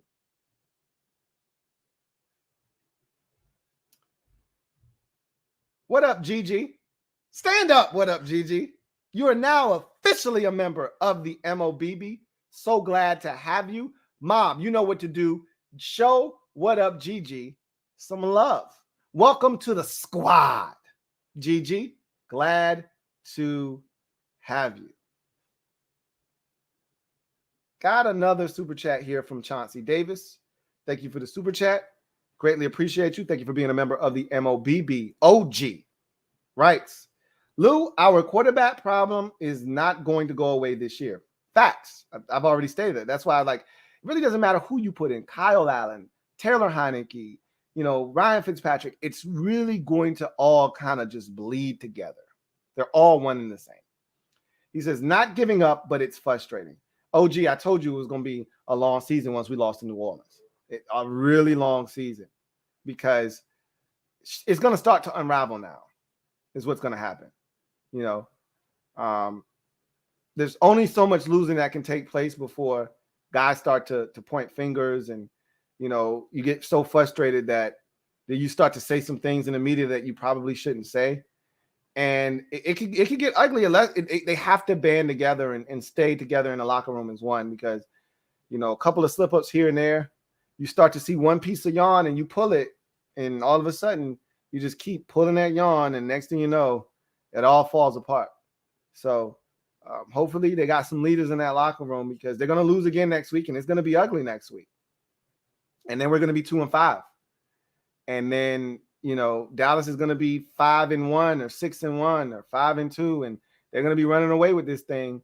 And you're going to go into that bye week. You really are going to need to beat Denver heading into that. It's going to be a long bye week if you go into that bye week with a loss on the road at Denver on Halloween at 2-6. A lot of questions and not a lot of answers over that bye week. So much like last year's bye week, gonna have to find a way to win. Last year we were at home against Dallas, though. This time we're gonna be on the road at Denver. Not an easy place to play.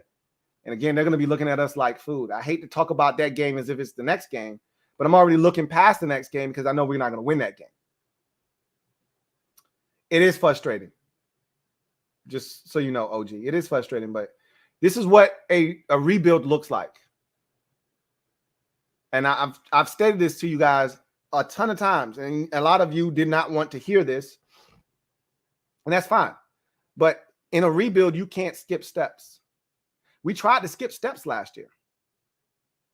That 7-9 should not have been good enough for a postseason berth. So in doing that, people were ready to anoint this team, a serious competitor in the NFC conference. And I'm like, you do know that this defense was good, but it wasn't great. We had our moments last year. You do know that this offense was one of the worst, and you do know that we were 7-9 in one of the worst divisions in NFL history. Like, let's not forget the facts, but people conveniently forget the facts. So they were ready to skip steps. You can't skip steps. This is what it is. It's a rebuild. A lot of you don't want this to be a rebuild. It's a rebuild. It is what it is. I didn't expect, again, the only thing that has happened this year that I did not account for is how bad the defense was going to be. I'm not surprised by the offense's inconsistency. We knew they were going to be inconsistent this year, no matter who was at quarterback. Injuries happen. I couldn't have accounted for some of these injuries, but they were going to happen. Injuries happen. We were going to complain about Scott Turner. We were going to complain about Jack Del Rio. We're going to complain about Ron, because that's what we do as fans. None of this is a surprise. What is a surprise is how bad this defense has been. That's the one thing I don't think any of us accounted for. And that's why we're 2-4. If the defense was half as bad as it's been, just half, we're 4-2. We're 4-2. We beat the Chargers. We beat the Saints last week. We're 4-2. But it's been terrible. And so we're 2-4. It's really not that hard. I could blame Taylor Heineke. I could blame the offense. I could blame but at the end of the day, if the defense was what we thought it was going to be, we'd be 4-2 right now. I've said this from the jump. Taylor Heineke was never, nor Ryan Fitzpatrick, had he been healthy, was never supposed to be tasked with the burden of having to score 30 every week. That was never supposed to be the way this offense was set up. Never. No one came into the season saying, hey, every week I need 30 off the rip or we don't have a chance. That was the conversation we were having was, hey, if we have to get into a shootout against the Packers or the Chiefs or the Bucks or the Seahawks or the Bills, if with one of these elite quarterbacks, if we have to get in a shootout, can Ryan Fitzpatrick and or Taylor Heineke supply enough offensive firepower to give us a chance to win? All the rest of the games on the schedule, this defense should be able to do enough work to give us a chance. That was the conversation. Well, when you take out that one ingredient, now we're back to square one. Now we stink. Because again, you're relying on the part of the team that was supposed to be the biggest question mark, which was the offense. Now you're relying on that unit to carry us every single week. It is impossible. This offense was not supposed to have to score 30 every week. But since week one, that has been the case. Every week, you don't score 30, you don't have a chance. If we don't score 30 against the Giants, we lose. We don't score 30 against the Bills. Hell, we needed 45. We would have needed 44 to beat the Bills. Maybe without some of the turnovers, it wouldn't have been as bad. The next week against the Falcons, we needed 31 to win. We scored 34. Last week against the Saints, we needed 34 to win. We scored 22.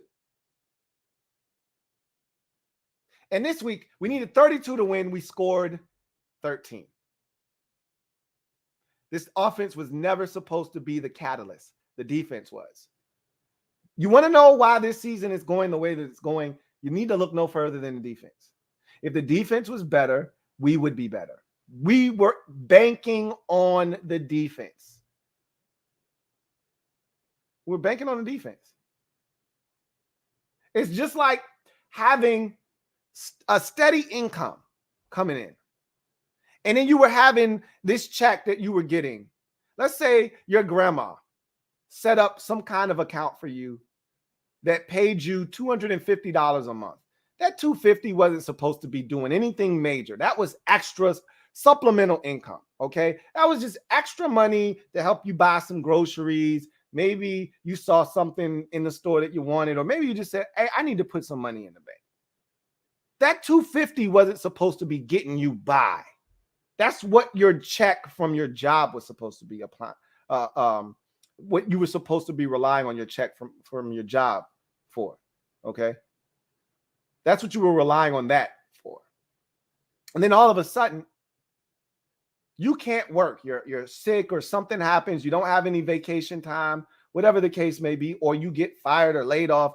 And all of a sudden, you're living off this $250. And now you got to make this $250 work. Well, that was never supposed to be what you were living off of.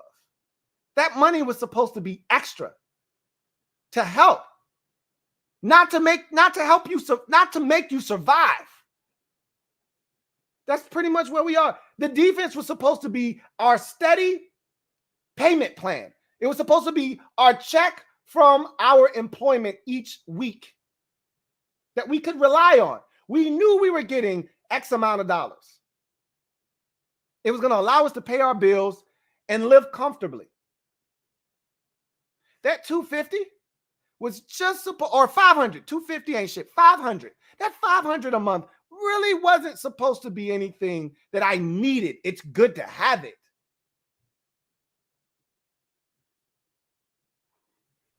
Now we have to have it. And that's why we are where we are right now.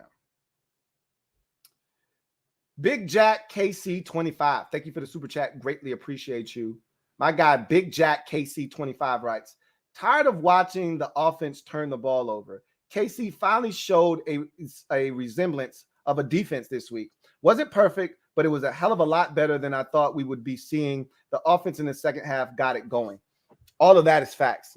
Like I said, if they do what they did against us, against a better team, if for instance, if they did what they did today against Dallas, they would lose and they would have gotten blown out. If they play the way they played today against the Chargers again, they're going to lose. Against the Ravens again, against the Titans, teams that have the ability to score, teams that have the ability to take advantage of that Chiefs defense, you can't turn it over. And like he said, tired of seeing them turn it over. That Mahomes interception before the half, that's ridiculous. He can't do that. But he does do that, which is why I wanted to apply more pressure to him, and we just didn't. Fact of the matter is, the Chiefs are going to be fine as long as Mahomes doesn't feel duress. When Mahomes feels duress, he can be tricked into doing something stupid. His mind will play tricks on him. He'll feel like he has to press, and that was him pressing. But the defense, we made the Chiefs defense, and they didn't have their best player defensively. This is the shit that really pisses me off. They didn't have their best defensive player, and they had their best defensive effort of the season against us. What does that say about our offense? And their offense definitely got it going in the second half. You know, specifically the fourth quarter. We couldn't stop them in the fourth quarter. We had no answer in the fourth quarter. Thank you for the super chat. Big Jack KC 25. Terry Maples. Double up. Thank you for doubling up, Terry Maples. Greatly appreciate you. Who writes, I smell a top 10 pick. Kyle Hamilton, please. Lou for GM. Now, you can't afford to draft Kyle Hamilton out of Notre Dame. You need a quarterback. So, I mean, again, it may not be a guy worth drafting, and I don't want them to reach on a quarterback. So we'll see what they decide to do. As far as the top 10 pick is concerned, right now, yeah. But I still contend we're going to win 6 or 7. And if we win 6 or 7, that shouldn't get you in the top 10. Excuse me. Honestly speaking, the Jags stink. The Texans stink. The Lions stink. That's 3 teams that are going to definitely be in the top 5 right there. Right? I think the Colts are going to turn it around. But I don't know. When I start to look, I think there will be a number of teams that start to play better football. I think we're going to be one of them. So it'll be interesting to see what happens with Atlanta, for instance. What is their season? What's this Dolphins season become of? You know what I mean? Like, what becomes of their season? Because they're heading in the wrong direction right now. They could tank and bottom out. There are a lot of bad teams in football right now. You know, the Dolphins lost to the Jags today, so they stink. Now, there's a lot of bad football being played by a lot of teams around the league. But we're going to see, you know, top 10, maybe. I think we're going to be outside the top 10 when it's all said and done. Not by much, though. Maybe like 12 or 13 or something like that. But I don't know if we get a top 10 pick. We'll see. Barry Curtis. Thank you for the super chat. Greatly appreciate you. My guy, Barry Curtis, writes, we really stink, LOL. This week really solidifies it. I had hoped longer than most. Guess we just see how we can improve for next year now. Season's over. Oh, I told you that season was done last week when we lost to New Orleans. Like, you know, I'm the constant optimist. I tell you guys this all the time. Like, I try to become that voice of reason when things are heading in the wrong direction when I see fit. I'm not going to just be an optimist when I see no reason to be optimistic. Last year, I did. I would watch the film and I would come back and tell you it wasn't as bad as it appeared. You know, and we were playing quality defense. It was giving us a chance. The offense was terrible. But I said, hey, this is not as bad. It's, you know, play here, play there. We're going to be fine. I don't feel that way this year. Because the defense isn't giving us a chance. And you're asking this offense to be something that it's not. And until we get a quarterback that is capable of putting the team on its shoulders, you can't have the kind of defense that we have and think you're going to get away with it. So, yeah, season's over. Now, again, we're not, and a lot of you think this is a 3-win team. This is not a 3-win team. Sorry for some of you who want that to be the case. It's not. Not a 3-win team. It's not a 4-win team. I think I'm lowering the bar a bit. I think 6 is as low as we go now. And that number could shrink to 5, you know. But right now, 6 is, I think, the new, you know, low mark for the team. 10 is no longer the high mark. I think that high mark now is 8. And I think the low mark is 6. And we're going to find ourselves somewhere in that window. Again, we still play in the NFC East. For those of you who have conveniently forgotten that, because we won't play another one of those teams till late November. But in case you forgot, the Eagles stink, the Giants stink, and yeah, the Cowboys are way better than us, but it's still family business. Anything can happen in that game, and we don't know what they're going to look like when we get there. So best believe we're going to win at least 2 more NFC East games, I think, bottom line. And I think we're going to win 2 more games, whether it's Carolina, Denver, or, somebody like that. We still got winnable games on the schedule, if you ask me. So when it's all said and done, I see this team finding a way to get to 6 wins. But we'll see. Rockman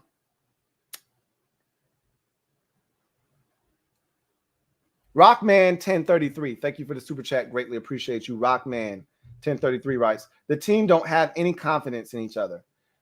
I don't know if that's the case or not.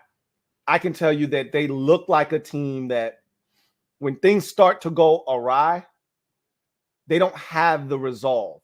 They don't have that mettle. Like last year, even when shit started to go south in game, you saw like a gleam, a twinkle in the eye of a team that just didn't know any better. Young, hungry, and they would keep fighting to a man. We'd be down 20-0 in ball games like it was nothing last year, and we'd fight. When things start to go wrong this season, I don't see that same fight. I don't see somebody making a play that's going to change the game and give us a chance. I just see a team that says, here we go again. Like, who didn't think once the Chiefs took the lead at 17-13 after that stupid-ass Montez Sweat penalty, who didn't think that this shit was over? I did. I said in the MOBB, I said, if we don't get a response from the offense on this very next possession, and we still had over a quarter of football to go, and I'm making this statement because I see the body language. I see what this team is about. I know the mental makeup of this team already. I've seen a large enough sample size to know. And something that struck me, I was talking to my guy Q over at the Sports Coma, one of the Saints fans. And when I was doing this show, he said, I watched Taylor Heineke's body language. And his head was down. After he made a mistake or incomplete pass or an interception, his head's down. He's like, dude, you got so much football left. Why is your head down? His body language was terrible. I said, you're right. I saw the same thing. You can't win like that in this league. You could be down on yourself, but you can't show it. It can't be outward to the opposition that, oh, we got him. You can't show weakness in this game. He's showing everybody that he's wearing his emotions on his sleeve. It's one thing to get mad and upset, but you can't be down in the dumps. Oh, man, I threw another interception. I stink. Okay. Well, that permeates amongst your teammates when they see that. That's why Ryan Fitzpatrick is beloved. You know why? Because no matter what the hell he does, the man is dripping and oozing swag. He could throw 4 interceptions, and he's still looking at every guy in the huddle like, hey, I'm about to blaze these cats. Trust me, on this next one, I'm going to get their ass. And the next pass to be another damn interception. And he's going to come back and say, the next one, I'm about to get their ass. People can ride with that. What I don't want to see is, oh, gee, golly, Willikers, I just threw another interception. Man, I stink. Don't nobody want to see that shit. But that's how I feel about this team. Mistake happens, and we don't have anybody. And I know some of these guys over there rah-rah and hooting and hollering, hey, come on, man, we ain't out of this, yada, yada, yada. But I don't see anybody making a play. I don't see anybody taking that onus and putting it on themselves and say, all right, let me go out here and make a damn play. And I ain't talking about forcing it like Heineke tries to do and making it worse. I'm talking about a play presenting itself and somebody going out there and taking advantage of it. Like Terry had an opportunity to do today. Like Diami had a chance to do. Go make a play. They didn't do that. And we don't do that. Barry Curtis. Double up. Thank you for doubling up, Barry Curtis. Greatly appreciate you. My guy, Barry Curtis, writes, We aren't nearly as talented as we think we are/were. The reality is our safeties and corners are bad, linebackers below average, and the pass rush is average. I think you pretty much nailed it. I don't think I really disagree with anything that you just said. The reality is that the safeties and the corners haven't been good this season. Period. I don't think there's anything that needs to be added there. I will say, make one amendment to that statement that, Benjamin St-Juste has shown me a lot. Teams aren't really targeting him. Isn't that crazy? That they're going after William Jackson III, they're going after Kendall Fuller. When Benjamin St-Juste is on the field, they're not calling his name a lot. And when they try to, he's breaking it up. So I don't know how much he played today, but I just know we're not calling his name a lot. When somebody gets beat for a deep ball or a PI, it ain't Benjamin St-Juste. Says the linebackers are below average. We knew that going into the season. And we said, look, the starters may be okay. They may be okay. We weren't sure. Because if one of your starters includes John Bostic, you have a problem. But we said, look, don't know what I told you guys. Don't look for Jamin to be an instant impact. Don't look for it. Doesn't mean I'm giving up on a young fella. Doesn't mean I don't think he can be good. I just told you, don't look for an instant impact from him. He's not ready to be that guy yet. Doesn't mean he won't be. And then Cole Holcomb. They're below average. I agree. Pass rush is just average. I agree with that statement as well. Fat American. Thank you for the super chat. Greatly appreciate you. My guy, Fat American, writes. Kendall Fuller, Landon Collins, William Jackson. I'm not calling these guys out of their name, okay? AKA Williams, penalty on third, and Bobby McCain, scrap it. Start over in the secondary again. You're not gonna have me calling these dudes by female names, because anybody that laces it up and steps on the field is far from a female. Okay, it takes a lot, and I'm not saying that females can't do it, but it takes a different type of dude to go out there and run at 20 miles an hour and smack your body into somebody else. So I won't demean them that way. But what I will say is those guys haven't given us a chance in the secondary. They haven't. Not consistently enough. And we may need to scrap it and start over, but are you in a position to do that? We signed Kendall Fuller to a 4-year deal. He's in the second year of a 4-year deal. Landon is gone after this season. William Jackson is in the first year of a 3-year deal. I don't know if there's an escape route in any of those deals, but you can't get rid of everybody at the same time. Can't do that. Doesn't benefit you to do that either. So we'll see. Barry Curtis. Thank you for the super chat. Greatly appreciate you. My guy, Barry Curtis, writes, do we draft corner next year and drop William Jackson III and Fuller? Wouldn't mind Stingley. You can draft Stingley. That doesn't mean you drop Fuller or William Jackson III. Similar to what the Broncos did. They drafted a first round, a top 10 corner in Patrick Surtain II, but they still got all these veterans on the roster. Like, you don't just drop corners because you can never have enough corners. Just know that William Jackson III and a guy like Stingley would be your future.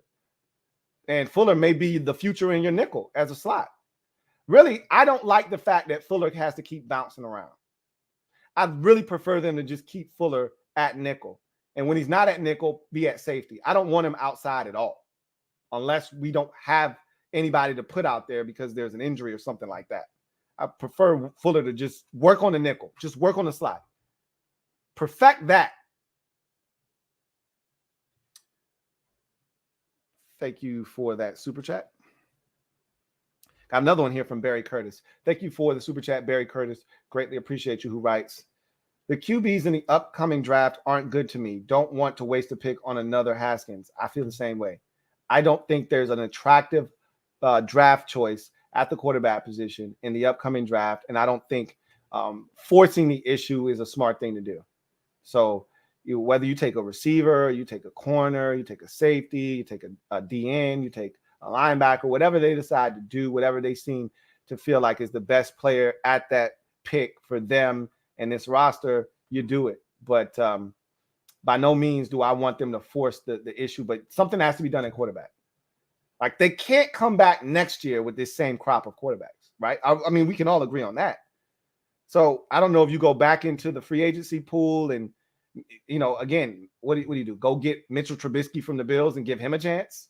Go get Marcus Mariota from the Raiders and give him a chance? Like, what do? You got to do something. You can't just come back with this crop of quarterbacks. That doesn't instill hope in anybody. I don't want them to force the issue in the draft, though. That'd be the worst thing they could do.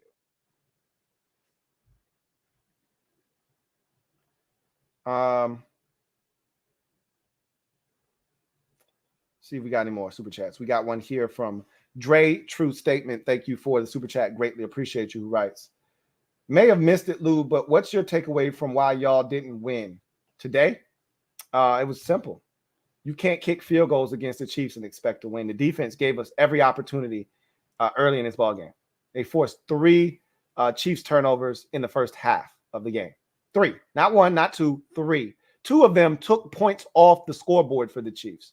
And I think if Mecole Hardman doesn't fumble, they're heading in that direction towards scoring range again. They were in Washington territory. All 3 came in Washington territory. None came in Chiefs territory. That's the problem when we force turnovers. They're never when the other team's backed up and we get great starting field position. That was the case last week. So I can't say never. It's usually not the case.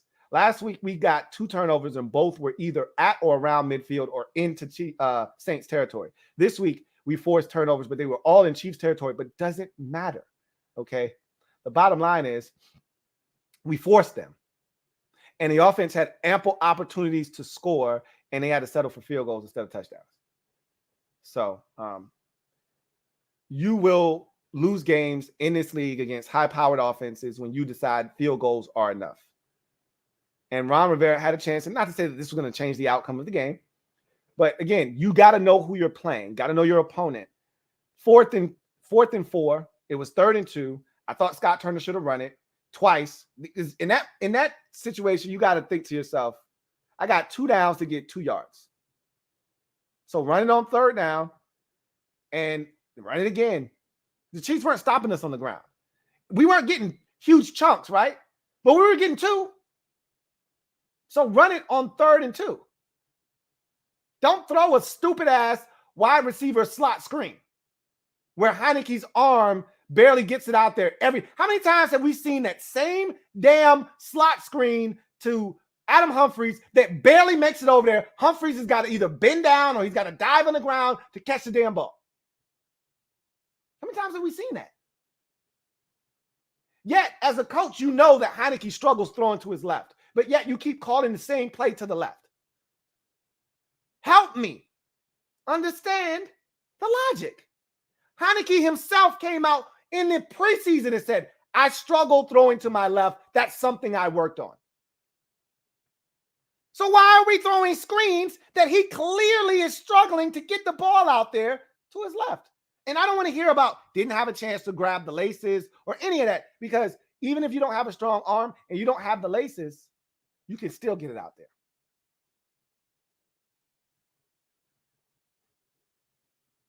So, yeah, the offense didn't show up. The defense gave us a chance.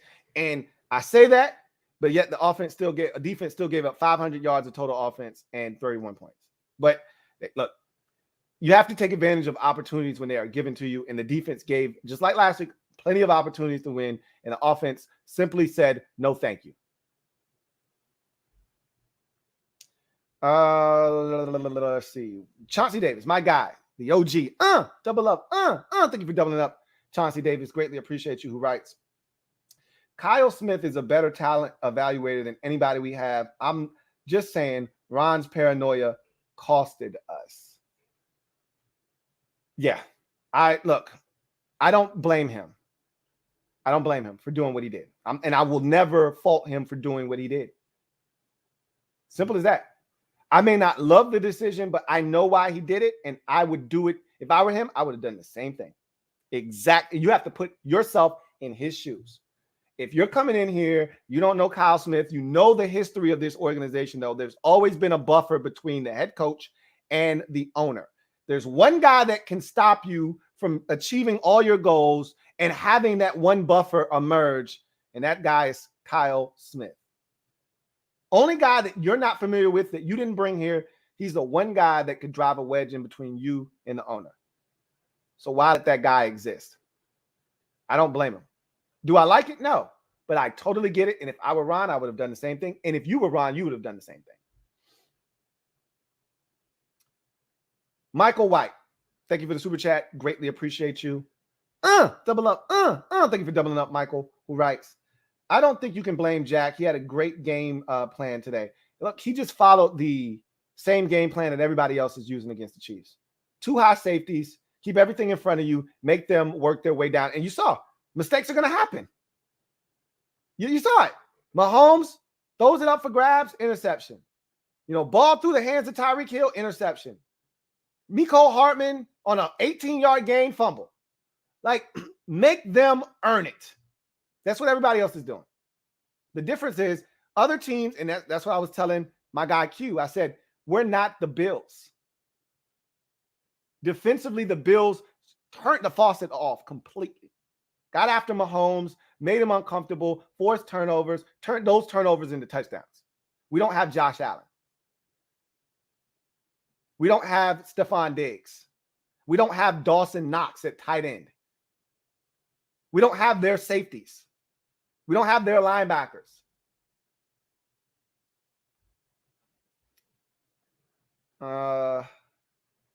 Trey Fryer, thank you for the super chat. Greatly appreciate you. Trey writes, I think Ronald Darby, we should have tried to keep him and gave a serious offer because Jackson ain't it. He want to be clean and pretty. HTTR Sean T. I mean, if Ronald Darby was here again, last year was a revelation, and I think it was an aberration as well. Why? Because he hasn't been healthy for 16 games ever in his career leading up to last year. And then all of a sudden in a contract year, Ronald Darby is healthy for 16 games and plays his ass off. What were the odds that he was going to be able to do that again? We're slim and none. And he missed the last 3 weeks with a hamstring injury. And he's just getting back this week, is Ronald Darby, I think. So I don't really have a problem with them doing what they did. They thought they were upgrading. Clearly they were wrong, but they thought they were upgrading. I will never fault someone for trying to do better. Just because you seek out better doesn't mean you'll actually do better.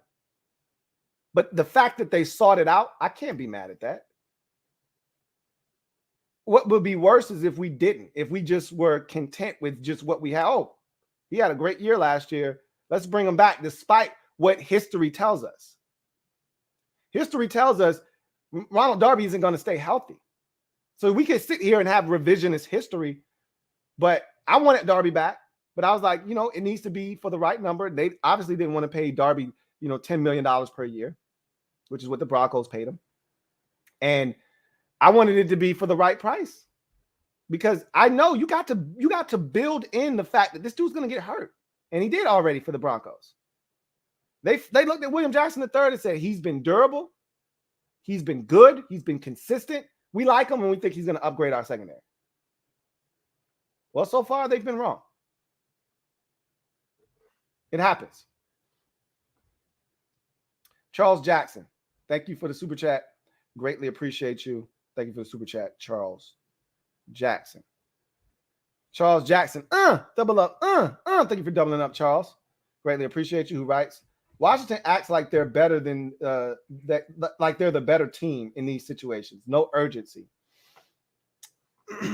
I've said this earlier. I think somebody said it perfectly. Why don't we do different things? Like, why don't we go tempo? You're down 11, 24-13. It was plenty of time left in the game. We didn't have to go tempo there. Literally, there was still like 11 minutes left in the ball game. 12. It might have even been 12 minutes when they got that football back down 11 at 24-13. Plenty of time. They didn't have to rush. But why not? Why not go tempo? Some of our best offensive possessions this year have been in tempo. I remember against the Giants in week 2, we scored a touchdown right before the half. One of our cleanest drives of the year. I remember at the end of that Giants game, we moved it down the field and got in the field goal range. Again, another impressive drive against the Falcons. We needed it. We go tempo. We move it right down the field and get a touchdown. some of our best drives, some of our best work this year has been in 2-minute situations. Heineke's already said that's what I ran in college. I'm comfortable in that setting. So why not do that? It's not rocket science, but yet we treat it as such. I just don't understand that, but it is what it is. F. Altus. Thank you for the super chat. Greatly appreciate you. Double up. My guy. F. Altus writes, how many straight screen passes can Scott Turner try in a third without trying to work in a fake to challenge the worst secondary in football? Weak. I felt like he thought they were going to be more aggressive than what they were, and he wanted to catch them coming after them in a blitz look and hit them with a screen. That's what he was hoping. They come with a screen, we hit them with, or they come with a blitz, we hit them with a screen behind the blitz, and we hit them for a big play. And it never came to fruition. I would have liked to have seen them attack that weak Chiefs secondary more aggressively. You know, more shots down the field, more chunk plays, more high-low reads where you're trying to take advantage of linebackers and whatever they decide, you make them wrong. Okay, they take the high read, then you take the low read. They take the low read, okay, you take the high read. Like, I thought there should have been more of that. Maybe there were, and Heineke just didn't see it for whatever reason, but it didn't feel like that kind of game plan. It didn't feel like it was a well-constructed and crafted game plan to me. It just felt like, you know, Scott Turner was kind of grasping at straws. Like, he thought he was going to get something, he didn't, and there was no plan B, you know, if you get where I'm coming from. But, you know, I can't say with 100% certainty what did or didn't take place. Zacchaeus Maggette III, thank you for the super chat. Greatly appreciate you, my guy. Zacchaeus writes, I know you said players will be back if the price is right. Are you sure? Not doubting you, but guys have taken pay cuts to leave if they felt like they had a better chance to win. Clinton Dix. Well, you got to remember, Clinton Dix didn't want to come back here because he was already here before, had seen the environment, had seen the culture. This is with Bruce here previously, and said, nah, I'm good. And remember, he wasn't drafted here. There were no ties to Washington for Clinton Dix. And oh, by the way, Clinton Dix stinks. Okay, he's bounced around. Dallas, when their secondary was in shambles, was like, nah, we good. So I wouldn't use him as an example, but I get the point that you're trying to make. But there were no ties there. It's different when a team drafts you. That's home for you. You want to make it work there. When a team shows faith in you, when they give you your opportunity, there is a bit more there in terms of loyalty. Again, as long as they're paying. I'm staying if they're paying. If they're not paying, I got to go. And Terry's going to get broken off. So I don't see that being a problem here. I truly don't. It's when you bring in a free agent, is when you have a guy for that we like Clinton Dix that we acquired via trade. And he's like, I played in Green Bay for all these years with Aaron Rodgers and I won. And I'm coming here and this is the environment. Now I'm good. I go somewhere else. I go to the Bears. They got a better chance of winning. I like that environment better than this one. Yeah, that's different. But Terry is homegrown product now. We drafted him. He's ours. And he wants, I'm telling you, Terry wants to stick it out here. He wants to turn this place into a winner. And as long as he believes in what Ron Rivera and the staff is coaching, he's not going anywhere. And again, they pay him, he'll be here. I'm not worried. Eric DeBose. Thank you for the super chat. Greatly appreciate you, my guy. Eric writes, what up, Lou? What up, Eric? At this point, I'm ready to see Kyle Allen. He was playing pretty good last year before he got hurt. Defense was giving us a chance in the first half.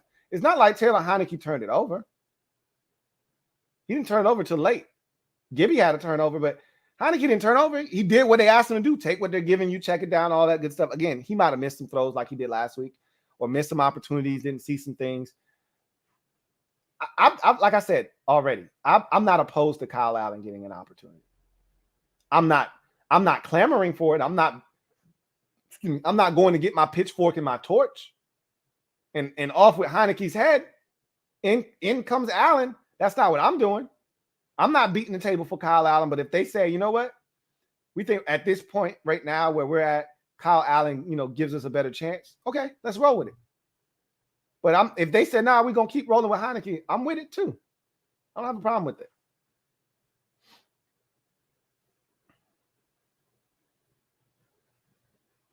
Let's not build Kyle Allen into something he's not, He was solid for us last year. He was the best option I believe we had on the roster last year. That said, he's still Kyle Allen. He still, lost to the Giants once. And I don't know what would have happened in that second Giants game when he got hurt. But, he wasn't lighting the league on fire when he got his opportunity either. So, I don't know. The Talk Heavy Podcast. Thank you for the super chat. The Talk Heavy Podcast, who writes, Ron doesn't coach. He stands on the sidelines with his arms folded and never says a word. I don't think I've seen him show any emotion all season. Doesn't mean he's not coaching. That's just his demeanor on the sidelines. I've seen him talk plenty. I don't think he's a rah-rah on the sidelines, get people fired up type of guy. I mean, I'm not going to ask him to be something he's not. Doesn't mean he's not a good coach. It's just how that's just his demeanor on game days, I don't have a problem with anything he's done on the sidelines. I just don't think that's who he is. His temperament is one of even keel. And I think he somewhat is in disbelief of what he's seeing, I do see a little bit of that. Like, what the hell? Like, they panned on him after Montez jumped off sides, and you can see he was incredulous. Like, what the fuck is Montez doing, man? Come on, guys. That's the kind of stuff we can't have. I can see him saying that to them, watching film tomorrow, showing Montez Sweat a half yard offsides. I mean, all he's got to do is turn his helmet and look at the ball and see, oh, shit, man, I got to back up a little bit. Never crossed his mind. Not once. Let me back the hell up. Honor Immortal. Double up. Thank you for the super chat. Greatly appreciate you. Thank you for doubling up. Who writes, if Turner calls offensive plays and Del Rio calls the defensive plays, what exactly does head coach do? Sorry if this question is elementary. The head coach oversees the entire operation. He's got his hand in everything, but he doesn't have his full arm in anything, right? So when you're an offensive coordinator, you got both your entire arms wrapped around the offense. That's your baby. You make sure that this thing goes correctly. Same thing with the defensive coordinator. As a head coach, you may stick your hand in there every now and again just to see what's going on, just to take the temperature. Same thing with the offense. Same thing with special teams. But as a whole, it's your job to make sure that everything is running smoothly. If you want to blitz more this week, you get in the coordinator's ear and say, hey, I'd like to see us put a little bit more blitz emphasis on, XYZ player this week because we think we can rattle his cage a bit. And then you walk away and you let him handle that. You go to the offensive room and say, hey, they like to come aggressively on 3rd and 7 and longer. We catch them in one of those looks. I'd like to see something quick, slants, screens, that, those kind of things to kind of take advantage of that, quick hitters. And you walk away and you let him handle that. Special teams, you just want to make sure everything's going smoothly there. You're overseeing the entire operation. Really, the job of a coach on game days is to keep the morale of the team up. You know what I mean? Make sure that everybody's doing their jobs. You need to be able to manage the clock, know when to use your timeouts. You need to know when to throw the challenge flag. These are things that coaches have to do on game day in particular. But again, the good coaches in the league, they delegate. They delegate. Now, if you're heavy on one side of the ball or the other, then you may be a little bit more intimate with the defense if you're a defensive-minded head coach. Or if you're an offensive guy like Sean McVay, for instance, heavy on the offense. He gives two shits about what's going on defensively. A lot of times he has no clue what's going on defensively. As soon as his offense comes off the field, he's back there with the quarterbacks. Hey, what'd you see here? What about this right here? All right, this is the play that I want to get to. You think we can get to this on the next possession? Like, he's talking to the offense because really that's all he cares about. He's got somebody handling the defense, and he's really focused and fixated on the offense because that's his personality. That's what he cares about the most. He's delegating the defense to somebody else, but he's got his hand and his fingerprint all over the offense. That's not Ron anymore. When Ron first got his head coaching job, he was probably really involved defensively. And then he was like, you know what? and he saw his first defensive coordinator, Sean McDermott, get a job. Then he saw his second defensive coordinator, Steve Wilkes, get a job. And he's like, you know what? I can back off. These defensive dudes, they got it. I don't have to always be breathing down their neck. Clearly, they're getting jobs as head coaches around the league. So I don't have to, I can now kind of just delegate and then just oversee the entire operation. So usually when a coach who isn't as involved gets involved, it means the end is near. When you start firing coordinators or demoting them or saying, hey, I'm going to take over play calling, that's because you're starting to panic and you feel like the pressure's on. Ron's nowhere near that, so I don't think he needs to be more involved. Guys just need to do their jobs. That's not just the coaching staff either. I'm talking about players on the field as well.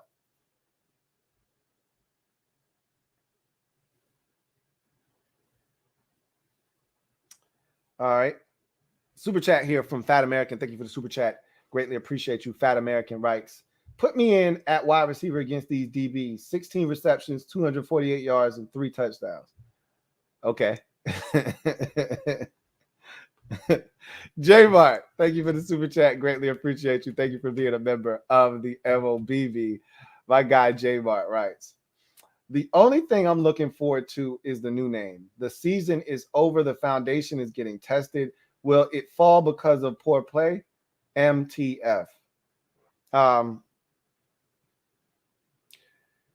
don't care what the name is. So we're the opposite. I don't care what the name is personally. That doesn't really appeal to me.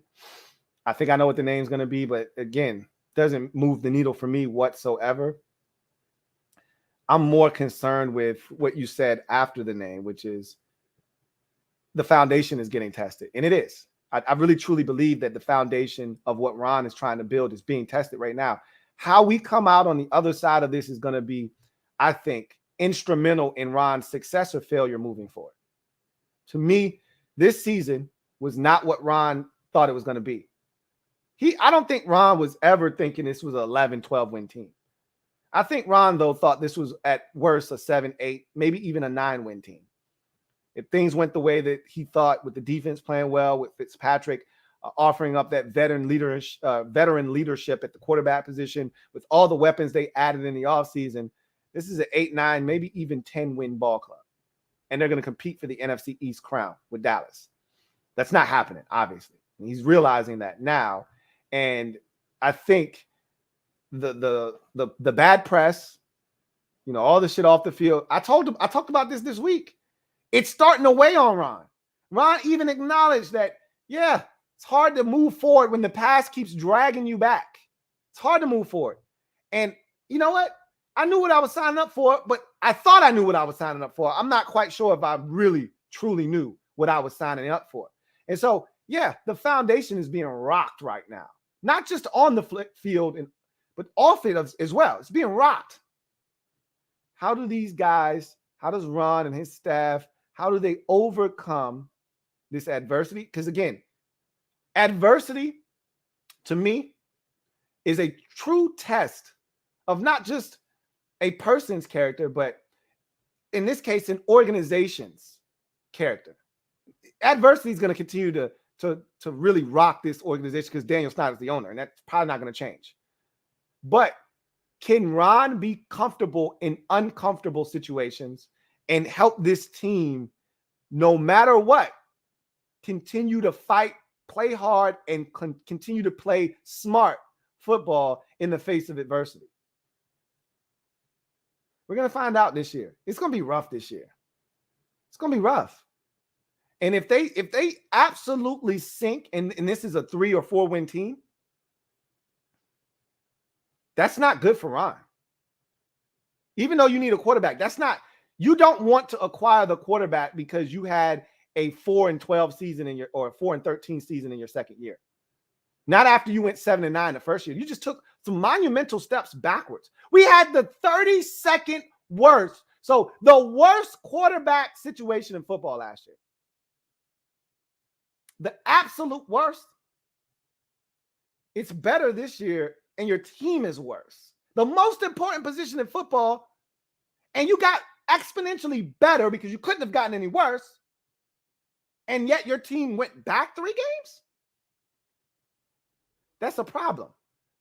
So if I'm Ron Rivera, I'm coaching this remaining, portion of the schedule, these last 11 games, as if my job depended on it, because I need guys to understand, the ones that are going to remain here, we don't stand for losing. No matter what they're saying on the outside, we fight like hell here on the inside. You got to stand for something. If you don't, you fall for anything. So I think these final 11 games, while a lot of you want to lose and be 3-14 or 4-13, if they go out like some chumps, I don't know if you rebound from that, unless you hit it lightning in a bottle with one of these quarterbacks, unless you hit a home run with one of these quarterbacks. I don't know if Ron can recover. The worst thing you can do is go backwards after starting off 7-9. You want every year to be better, an improvement, even if it's only by a game. You want to say, hey, take your steps in the right direction. Anything less than 7 wins this year is a step backwards. And even 7 technically is less percentage points, than last year, win percentage wise. So technically you need to be at 8 to be able to say I had a better season than I did last year from a win percentage standpoint. But even if you go 7 with all the injuries and the defense being as bad, if you get to 7, you can say, hey, started out rough, but we overcame a lot of adversity. We fought, and you know what? This team's going to be all right. This team's going to be all right.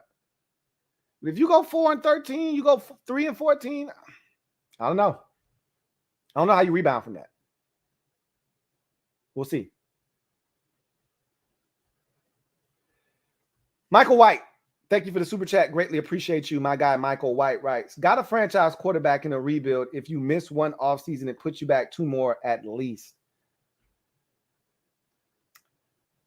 If you draft a quarterback and you miss, it's going to set you back 3 years minimum. And depending on how much you believe in that quarterback and what he's shown you, could put you back even further. If you got like a Jameis Winston type or a Marcus Mariota type that has shown you enough to make you believe, but also shown you enough that you can't get over the hump, then you're going to probably spend 5 years messing around with that guy and never really make any real headway. Now, if that guy shows you he stinks right away, you may invest 2 or 3 years in him and say, all right, enough of this shit. We got to move on. In the case of Dwayne, he didn't get it on or off the field. He made it a lot easier. Generally speaking, these dudes come in and they don't make it that easy on you. Dwayne, he couldn't do anything right on or off the field. He didn't get it. He was immature. So anyway, I digress. J-Mart, thank you for the super chat. Double up. Thank you for doubling up, J-Mart. Greatly appreciate you. Who writes, Heineke saw something that Bud Light didn't. They just wanted to say, let me see more.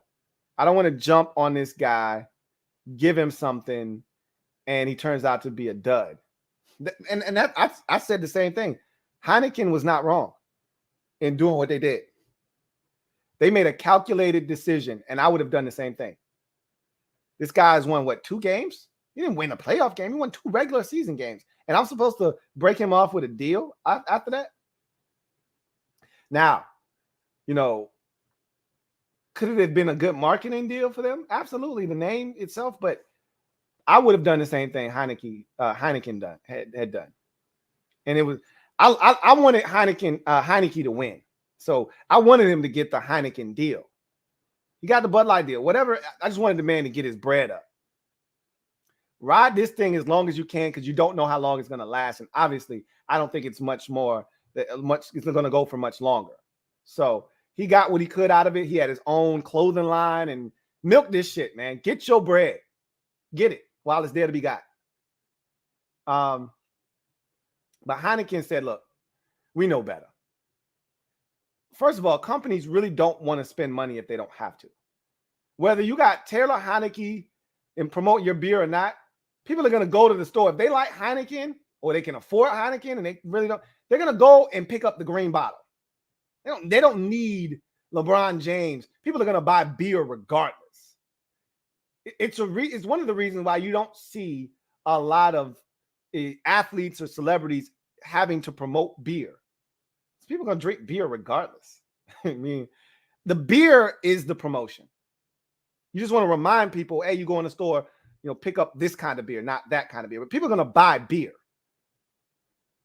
So you don't see a lot of athletes endorsing beer. Why? Because people are going to drink beer regardless. So I didn't blame them for doing that. Jake Willis, thank you for the super chat. Greatly appreciate you. My guy, Jake Willis, thank you for being a member of the MOBB. Writes, this defense is counterfeit. We look weak and we are getting manhandled up front. I just hate the way that we tackle, man. Every tackle, it seems like somebody's, driving us for an additional 2 yards, 3 yards on a play. We had their running back, Jerick McKinnon, on a 3rd and 4 out in the flats. He catches the ball either at or behind the line of scrimmage. He turns up the field, completely runs over Kendall Fuller, drags another dude, and gets 5. And I'm like, there were 3 of you there, and he literally got the first down with 3 or 4 yards in front of him needing to pick up. How is that possible? But I don't know why I asked myself that. We watch them do this on a weekly basis where it looks like this guy shouldn't get the first down, but our defense is just, we're soft. We're flaccid. Our defense is flaccid. Talk Heavy Podcast. Thank you for the super chat. Double up. Thank you for doubling up. Talk Heavy Podcast. Who writes, Lou, I think I could pass for 2 TDs and 300 yards on this sorry defense. Crazy part is our offense wouldn't be able to match your 2 TDs. He says, Lou, I think you could pass for 2 TDs and 3. Nah, I couldn't. I'm not going to sit here and dislook. Again, it's hard to play quarterback. I think I could go out there and make some plays at receiver. I need a little bit of time to get into shape and all of that good jazz, but I think I could make some plays at receiver. I know damn well I ain't going out there and slinging a rock at quarterback. That's a damn sure. Now, Heineke probably have the same arm strength. I know he's got bigger hands than I do. So that would be the biggest problem, is if anybody hits me in the pocket, it's a fumble. Because I got small. You ever seen the Burger King commercial with the guy with small hands? That's my hands. I got little girl hands. I've already said that a million times. So I can't sit here and say that I would be able to do this or that. But it's hard, man. These are some of the best athletes in the world. It's hard.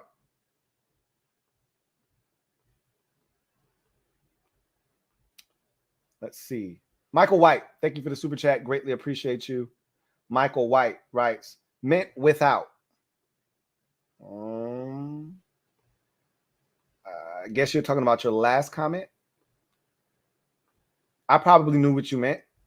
So we'll just keep it pushing.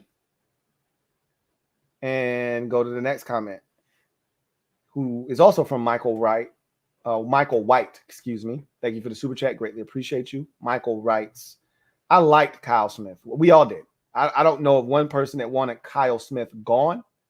But again, I know why Ron did what he did. I got no problems with it. And I would have done the same exact thing had I been Ron.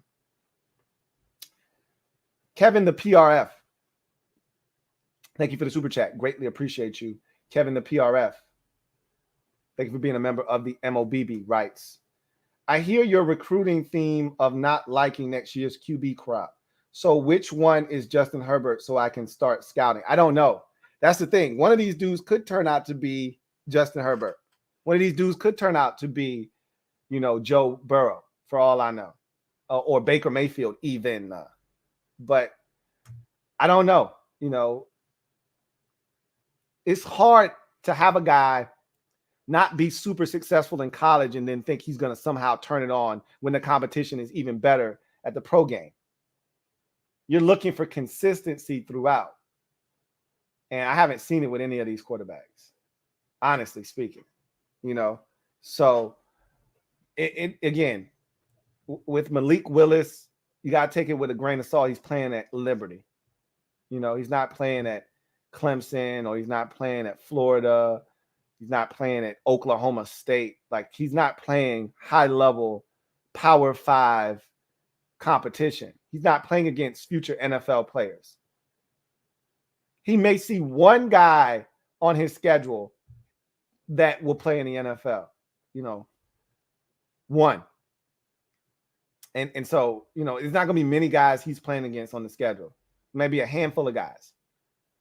So, hard for me to say. But I know what you're trying to say. Somebody out of this group is going to be good. We just don't know who it is yet. And you're probably right. Maybe one. Stephen Grinkley. Thank you for the super chat. Greatly appreciate you. My guy, Stephen Grinkley, writes, tell me how with the limited Dyami Brown and no Curtis Samuel, DeAndre Carter only gets one target and no touches. From week to week, I have no idea what Scott Turner and this offense is up to.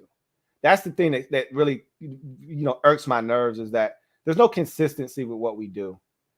1 week, J.D. McKissick is a focal point. The next week, they forget about him. Then the next week, they realize we forgot about him last week, so they go back to him. And then the next week, we say, hey, you see what happens when J.D. gets involved? So then the next week, J.D. nothing. And then they go back to J.D. again. It's like, what are we doing? Why can't we have – look, we don't have that many playmakers that J.D. McKissick can't be involved. It's not like we have the Cowboys trio of receivers and, a stud tight end to go with it. We got Terry McLaurin and pretty much Adam Humphries, and that's it right now. And Ricky Seals-Jones is stepping up. But we don't have a ton of guys. Yeah, Dyami Brown is a rookie. I didn't expect him to come in and shake the NFL world to its core. I didn't expect that. I don't ever expect a lot out of rookies. I know a lot of you do. I don't. They're rookies for a reason. Everybody's learning curve is different. So I told you, if Dyami has to be anything more than a third option, we're in trouble. We're counting on Dyami to be the second option on the team right now. That's problematic. It's problematic. You would really like it when Dyami is the fourth option at where he was drafted and what he should have been brought in to do. He should be third behind Terry, Curtis Samuel, and Logan Thomas, minimum. And if you wanted to say, hey, don't forget about Hump. All right, he's fifth on the pecking order. And if you want to say, hey, don't forget about Antonio Gibson and J.D. McKissick, okay, wherever you want to, if you're just talking about pass catchers, he should have been third behind Terry, Curtis Samuel. Then it should have been Dyami Brown from a receiving standpoint. You could even easily have said Hump should be in front of him. But if you're talking about adding in the tight end position as a pass catcher, he should be fourth minimum behind Curtis Samuel, Terry McLaurin, and of course, Logan Thomas. But this man right now, because of injuries, the same shit that happened last year, where you're asking Isaiah Wright and you're asking Cam Sims and you're asking, Dontrell Emmett and all these guys, hey, we need you to step up and be a second or third option when these guys should be fifth and sixth options. They shouldn't even be getting targets. But that's where we at with ours right now. DeAndre Carter had a big game last week. And you thought off that game, he'd have more opportunities this week. Nothing. And that's the inconsistency of either Scott Turner, B, Taylor Heineke, or C, both of the above.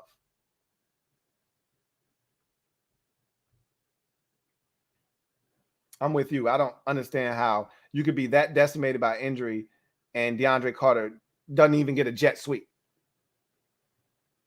Jay Lee, thank you for the super chat. Double up. Thank you for doubling up, Jay Lee. Greatly appreciate you. Who writes, Gibbs could have told Rivera before the job what the Snyder organization dynamic was. Kyle Smith could be another Howie Roseman. Draft content early this season, Lou. It could get, the draft content could be out a lot sooner than most seasons if this thing continues to go in the direction that it's very capable of going in. Yes, you could get the draft content early this year. For sure, without a doubt. As far as Gibbs is a Daniel Snyder proponent. You know that. He likes Daniel Snyder, Gibbs does. And he did tell Rivera, look, you just got to make him feel like he's involved. That's it. Other than that, Gibbs was like, yo, he was super supportive of me. I got nothing bad to say about Dan. Because Dan idolized Joe Gibbs. That's why. He respected Joe Gibbs enough to, let Joe Gibbs do whatever the hell he wanted to do, because Joe didn't know what the hell was going on when he came back. There was no free agency the first time around. So when Joe came back, he was like a kid in a candy store. Hey, I can go out and get Adam Archuleta and Antoine Randall. You mean I can go out and trade a second-round pick for TJ Duckett? Well, shit, let's do it. I can go out and get Brandon Lloyd? Well, shit, let's do it. So Joe was just picking up random shit. And Dan wasn't going to tell him no. So, yeah. He talked to Joe, and Joe said, hey, just make him feel involved. That's it. CGM87, thank you for the super chat. Greatly appreciate you. My guy, CGM87 writes, forget the new name. We'll be moved to a city that pays for Snyder Stadium, shaking my effing head. All seriousness, 25 years of this is tiring, and apathy sets in for fans. Yeah, that's how we've gotten here. That's why the stadium is half full on a weekly basis, is because apathy is starting to set in. Fans are becoming apathetic. It's the worst thing that they could become if you're the organization. They've done a terrible job of reeling in the demographic that has spent their life, supporting this team and wants to see a winner, but continues to see the mess off the field, and the product on the field matches the mess off the field. And I think the only way that you grab the young demo is if you name the team Red Wolves, which is what I think they'll ultimately try to do. So at the end of the day, it's unfortunate, but that's where we are. That's what this organization is. And that's why anybody that said, you think this is going to work with Ron, you're a damn fool. I wasn't going to chastise them because I thought it was going to work with Mike Shanahan. I thought it was going to work with Joe Gibbs 2.0. For a second, I thought, man, Jay Gruden might have a shot. Nobody works here. Nobody. No one's immune. But this time, the only reason something was different. I was watching a show the other day, me and my wife. Don't judge me. I like these shows. We were watching this show called Family or Fiance. And it's a show basically where, two people who are engaged.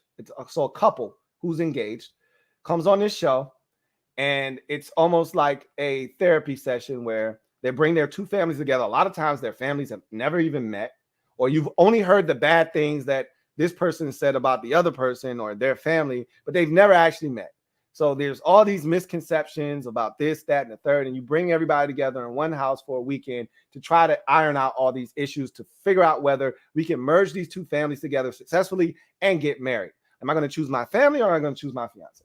So one of the things I was watching in one of these episodes this past weekend is this crazy couple. So they had been engaged, then married, then divorced. Now they're engaged again to get married again. So you're like, that's crazy. And their families had never met. How is that even possible? And this happened over like a span of like 5 or 6 years. Anyway, I digress. Long story short, the fiance, the bride to be, her family, her mom wanted to know what's different this time. Why do you feel like this time's going to be different than the last time you were married? And she's like, I don't know. Has he done anything to make you feel like it's going to be different? Has he changed anything? She's like, I don't know. Not really. So why do you think it's going to be any different this time?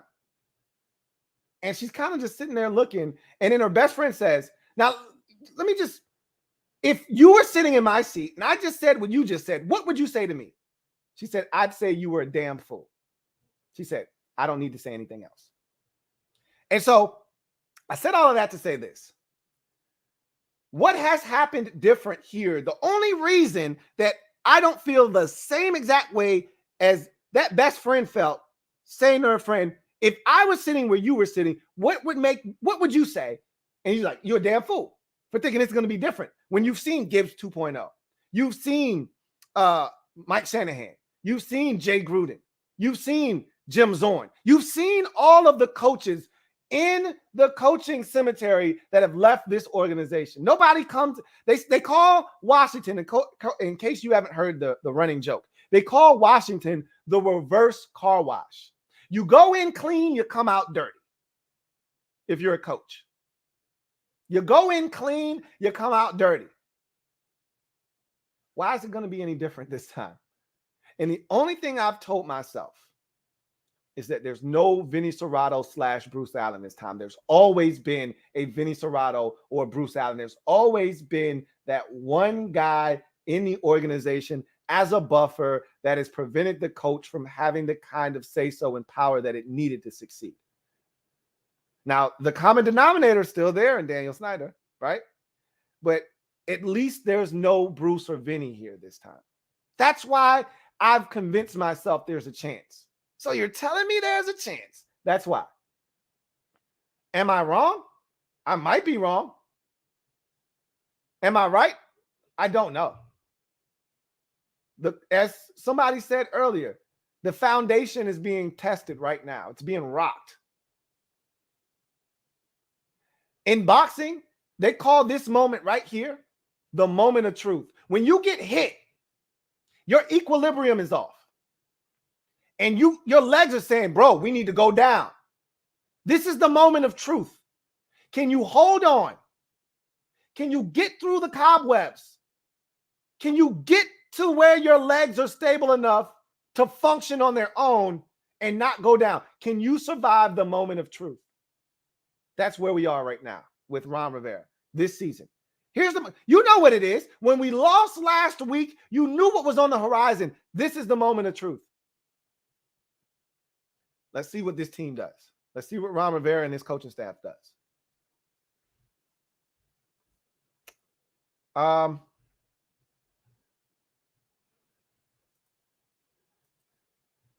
Let's see. Where did we leave off at? Right here. CGM 87. Once again, double up. Thank you for doubling up. CGM 87, who writes, Lou, I don't know what fans expected. We bought in to two failed front office execs who not one other teams was interested in, and they've swung and missed on this off season. We want to believe in something. We want to believe in something. I said when Ron Rivera was hired, it gave us that magical but also equally dangerous four-letter word. Hope. We were provided hope. Had they hired Jimmy Snellingberger as a linebackers coach from the Jets, how are you to get excited about that? How is there any hope in that hire? They hired a guy with chops, a guy that had been to a Super Bowl, a guy that was going to give us some credibility right off the bat. I was excited about that, and I still am. Some of you are not, and that's fine. The bottom line is, I thought a lot of people overreacted to last season. But I was excited just like you were. I've been excited about this season. Hoping that maybe, just maybe, all the people talking about Ryan Fitzpatrick was going to show us this year. And he'd been trending in the right direction. Maybe this was a magical season. Maybe. Well, that ended in the first quarter against the Chargers. The defense has been terrible all season long.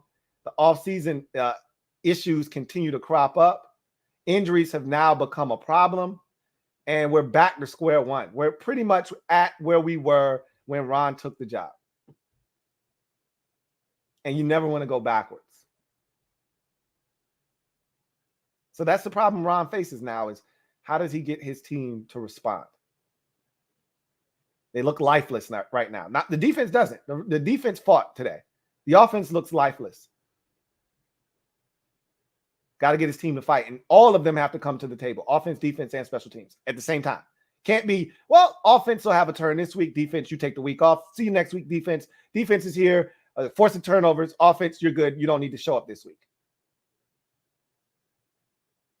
We're not good enough for that. Neither one of our sides of the ball are good enough to carry the other consistently. Billy A, thank you for the super chat. Greatly appreciate you. Thank you for being a member of the MOBB. My guy, Billy A, writes, we had a 50-50 guy in Kelvin Harmon. He rarely dropped the ball in 2019, 4 of 5 on contested catches. I look at the defense and I don't know what to fix. I mean, if that's what you're hanging your hat on with Kelvin Harmon, knock yourself out. Like, I was excited about Kelvin Harmon because of that exact stat, contested catches, but he can't separate. And contested catches are cool, but you don't really want to be involved in a ton of contested catches, because what ultimately happens is you can get some of them things batted up in the air.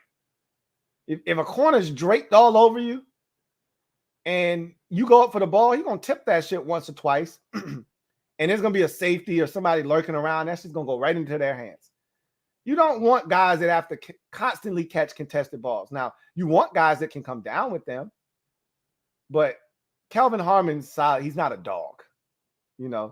He's not Michael Thomas. He's not Mike Williams. Like, he's not a dog. He's a guy. I think, like, some of you have made Kelvin Harmon out to be some kind of beast receiver that everybody in the league just missed on. The man was sitting at home on his couch until we called him back after some injuries to come back and be on the practice squad. Let's not make Kelvin Harmon out to be some kind of stud that the league just messed up on and missed.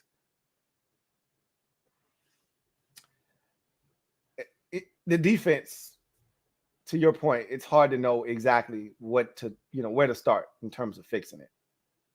It really is frustrating. Matthew, thank you for the super chat. Greatly appreciate you. My guy Matthew writes, last year we played a weak schedule and had a top 5 defense. We are 32nd after today and play a first place schedule with a new QB, so not the same. Exactly. That was the point coming into the season, was our defense rose to the occasion that it was put in last year, which was, hey, you don't have to worry about a lot of top-rated offenses or quarterbacks. And we took advantage of that. And that's what you're supposed to do. You take advantage of the situation that's put in front of you. We did that. Now a new challenge was placed in front of us, and we're failing miserably. We're failing miserably. But to make matters worse, we got a new QB. He's inconsistent. It's better than last year. I'll tell you that much. It's better than what we were getting out of quarterback position last year. But it doesn't make it any better because the defense is terrible. Our offense last year wasn't built to score 30 every week. Hell, we didn't score 30 once. We already went through that exercise. This year, our offense isn't built to score 30 every single week. It can score 30 every now and again, and it showed us that. But not every week. Well, the defense is giving up 30 every week. So unless you have another way, that's what it is right now. CGM87, thank you for the super chat. Greatly appreciate you. Who writes, I know you love that Jerry Burns F-word video, though. I did. It was great. It was effing awesome. Oh my God, it was so good.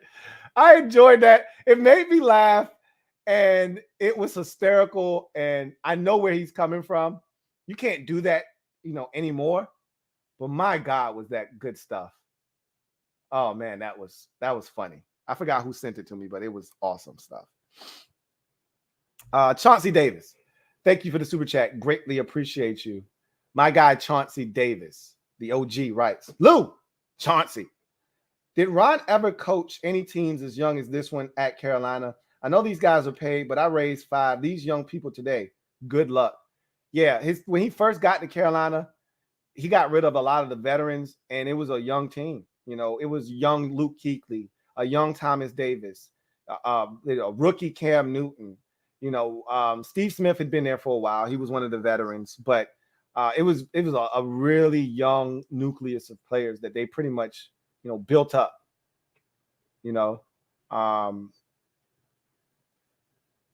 He's done this before, and that's what everyone was bringing up this offseason, like, him kind of harking back to his Carolina days early on. And the biggest difference is he had Cam Newton. He had Luke Kuechly. He had a guy on both sides of the football he could build around. We don't have that here. So still trying to figure it out. We thought we could build around Chase Young, Montez Sweat, that D-line. They're not showing us that right now, though. Not to say that they won't, but right now they're not showing that. So.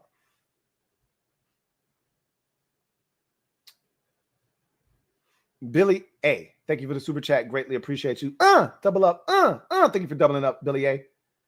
Greatly appreciate you. Who writes, if we have less than 7 wins this year, it shows that the schedule and who you play matters tremendously in the NFL. It does, but it doesn't. Again, it just depends on where you are. I mean, the Baltimore Ravens play a first place schedule every year. The Chiefs play a first place schedule every year. If you're good, it doesn't matter who you play, when you play them, or where you play them. It only matters if you're not really that good. That's when it matters.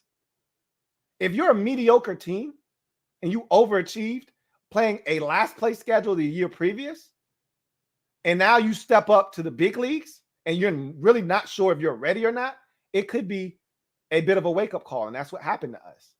But I made this statement, and we talked about this last week. We were a mediocre team, and now we stepped up to the big leagues. We went from playing in A-ball last year all the way to the majors. And it was like, whoa. You didn't play any AAA? How about some AA? You didn't play any of that either? How the hell did you get in the majors then? We won the division last year. Okay, well, suit yourself. Here comes a 98-mile-an-hour fastball with movement. Try and hit that. Here comes that 97-mile-an-hour cutter in on the hands. You didn't see that shit in A-ball. I guarantee you that. We ain't see this shit last year. We didn't see Josh Allen and Patrick Mahomes last year. We didn't see that shit. We saw Nick Mullins last year. And Ryan Finley last year. And Jalen Hurts last year. And Andy Dalton twice last year. That's the shit we saw last year. We didn't see this stuff. This is elite stuff. Hell, even Matt Ryan, you say what you want. That's still Matt Ryan. So, yeah. It matters to the teams that can't handle it. That's pretty much what I said. It doesn't matter to Green Bay, Baltimore, Kansas City every year. They find a way to win 11, 12, 13, 14 games every year, despite playing a first-place schedule. It's just, who are you? We didn't know who we were. We thought we were this, and we're finding out that we're that. You got to have an identity. You got to know who you are. Because when adversity hits, that's when you have identity crisis, if you're not sure who you really are. When you know who you are and adversity hits, you'll come out on the other side just fine. You'll come out on the other side just fine. But when you're not sure and adversity hits, that's when you have an identity crisis. Like, what are we really? Do we play defense? Do we run the ball? Like, you got to know who you are. We still don't know who we are. We still don't have an identity on offense or defense. We have no identity. We don't know what we're going to do every single game. That's part of the problem. We know what the Ravens are going to do every game. We know what the Chiefs are going to do every single game when they show up offensively. We know what the Ravens are going to do every single game offensively and defensively. They're going to blitz the draws off of you on defense, and they're going to run the football with Lamar Jackson and get it to their tight ends. We know what their identity is. The good teams establish that early. This is who we are. We have no identity on either side of the football. That's part of the problem. We don't even know who the hell we are.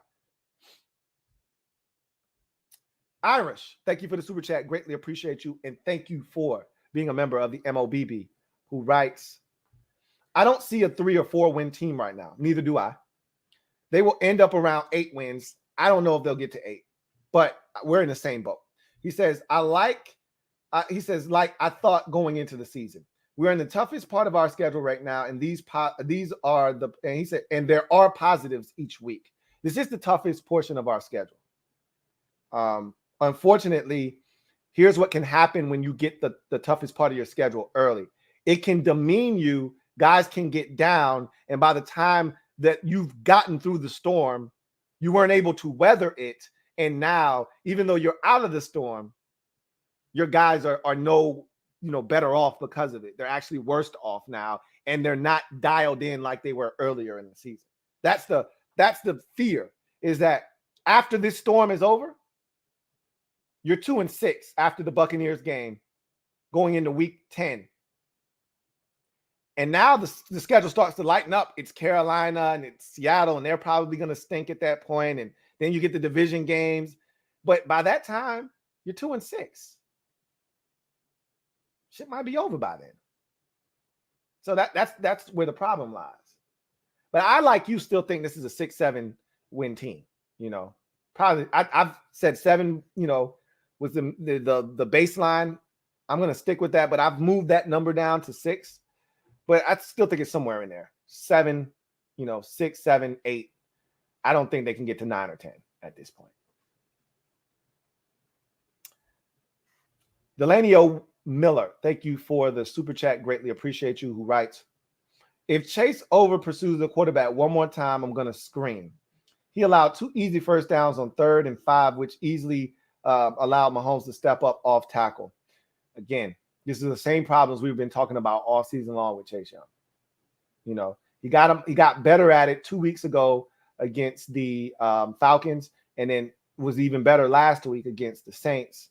And now he's back to his old tricks of running up the field, 12 yards out of the play, and then having the quarterback just go right where he should have been. And again, if you're not going to turn that corner at 7 to 10 yards, I don't need you screaming up the field 12 yards. You really want to turn the corner at 7 to 9 yards. He's not doing that. He's not turning the corner at all. If you're not going, because he's not using his hands. You can't turn the corner if you don't use your hands. He's not using his hands. Only time he uses his hands is the bull rush. He's not slapping down hands. He's not shortening corners. He's not creating edges. He's not doing none of that. Well, if you're not going to do none of that, then you can't just expect to win with speed off the edge, because they're sitting on the fastball. So, yeah.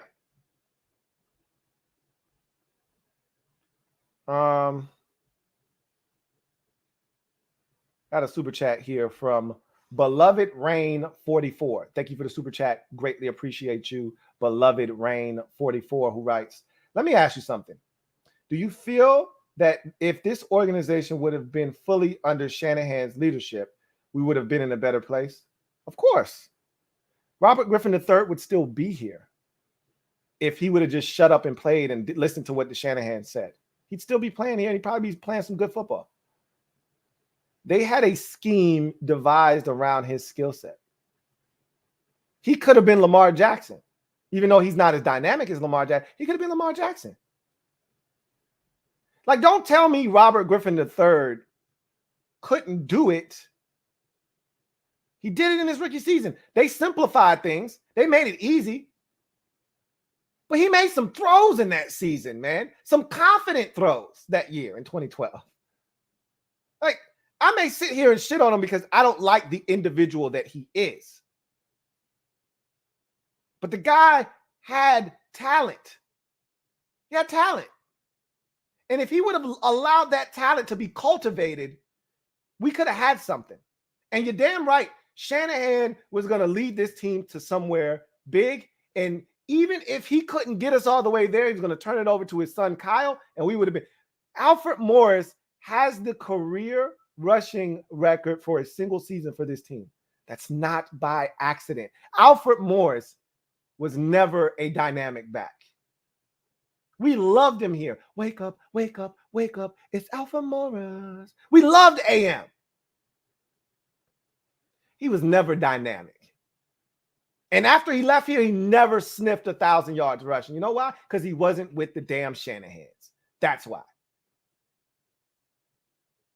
So, yeah, you're damn right. We could have done something special with the Shanahans here. Hell yeah. We effed it up. Not we. Dan effed it up. Irish, thank you for the super chat. Greatly appreciate you. Double up. Thank you for doubling up, Irish, who writes, I still trust and believe in Ron because he's not freaking out and firing coordinators, etc. He's staying the course and doing what he believes will make this team better. Fans expect too much in 21. I'm not I believe in Ron because he's done this before. He's done this before. He's gone through this before. He knows what it takes to win in this league. And people say, he's only had 3 winning seasons in 10 years. Well, how many winning seasons have we had in 10 years? I'll wait. So don't look down your nose at somebody, okay? He's been to a Super Bowl. When's the last time we've done that? All I can say is that Ron Rivera knows what it takes to win in this league. We got a guy that has a vision. Whether it's right or wrong, he's got a vision, and he's being allowed. And he was the only guy that was going to be given the opportunity to take this job and have the reins to do whatever the hell he wanted to do. If some Joe Schmo had come in here, he wasn't going to be given the keys to the car. Ron Rivera got the keys because his name is Ron Rivera. So I believe in Ron because Ron has a plan. Now, again, it may not be working the way that he thought to this point, but he's got a plan. And he's going to stick to that plan. So as long as Ron is continuing down the path that he's on, I'm on board. When I start to see Ron, grasping at straws and deviating from the plan and doing random shit, that's when I'm going to say, okay, what are we doing now? I know what Ron's doing. I know why shit isn't working right now. He knows it too. He didn't plan for this. Neither did any of us. I can't be mad at him. The only thing I'm disappointed in is the fact that we haven't figured out a way to make it better somehow. Players, coaches, everybody alike. It's bad defensively. It's really bad. But Ron, I trust in him because he's got a plan. And until the plan doesn't work, I'm sticking to the plan. Now, again, the plan may not be going as scheduled. But that doesn't mean the plan ultimately doesn't work. It's just not going the way that he thought. Thought the defense would be a lot better. We all did. Can't state that enough. But doesn't mean that we don't get a quarterback in here, this defense doesn't figure it out, and we don't start to play better football next year. Plan could still be in perfect motion then. Could get right back on track. You figure that part out. But right now, it's struggling. But I'm not deviating as long as Ron does it.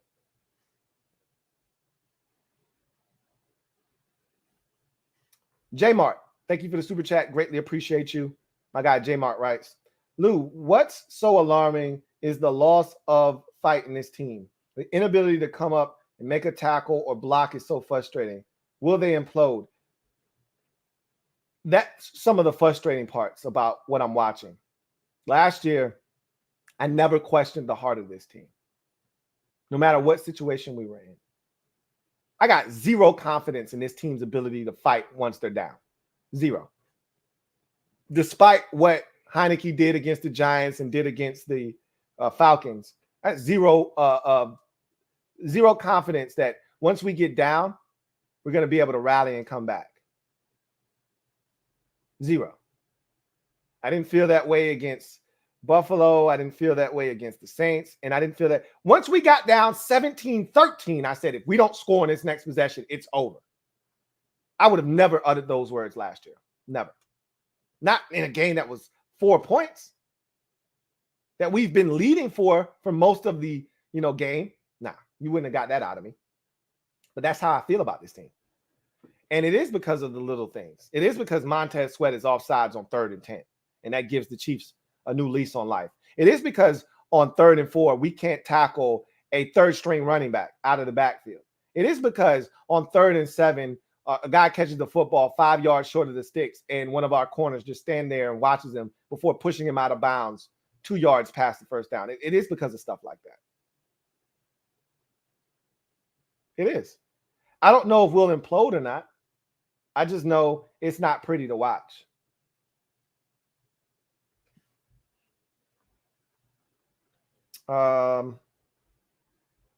Let's see. I think that's the last super chat, and it is. So that's going to do it for me. Your man Louie T here on Washington Football Overtime. Chiefs 31, Washington 13. Washington loses their second straight to drop to 2-4 on the season. We said last week when they lost to New Orleans that this season is slipping away. We knew that was going to continue today. Didn't have to be this way. You know, what's crazy is we were in this game with a chance to win. The Chiefs gave us every opportunity to win this ball game, and we wanted no parts of it. Much of the same will be said next week when the Chiefs or when we go to Green Bay, the Lambeau, to take on the Packers and get dealt with then. If Mahomes can have 400 yards passing, what do you think Rodgers is going to do next week with Devontae Adams? So I look for more of the same next week. And this is that slippery slope we talked about. When you don't beat New Orleans, this is what this season could turn into. And now we're finding that out. It's coming to reality. And we'll see how the organization, how Ron and the players and the coaches alike all deal with this adversity and what they'll do. I mean, honestly, the next winnable game doesn't come until week number 8 against Denver. And that'll be a must win at that point. You lose that, you go into the bye 2-6. You're going to lose to the Bucks after the bye week. That'll put you at 2-7, and then what? So we'll see. You know, but only thing you can do is continue to press forward and see what the new week brings. What other opportunities may present themselves, and maybe you get a player or two back healthy next week, and you give yourself a chance. But we'll see. Isn't looking too good for the burgundy and gold. I am a Washington fan, etched in burgundy and gold. My spirits will never die. Spirits will never fold until we meet again. Hail to the beloved Washington football team. I will see you guys later on tonight for overtime, Sunday night football overtime. If not, I'll see you guys tomorrow for the podcast, potentially. If not, I'll see you tomorrow for Washington Football Nightly. Until then, you guys enjoy the rest of your evening. God bless and good night. Louie Tee Network.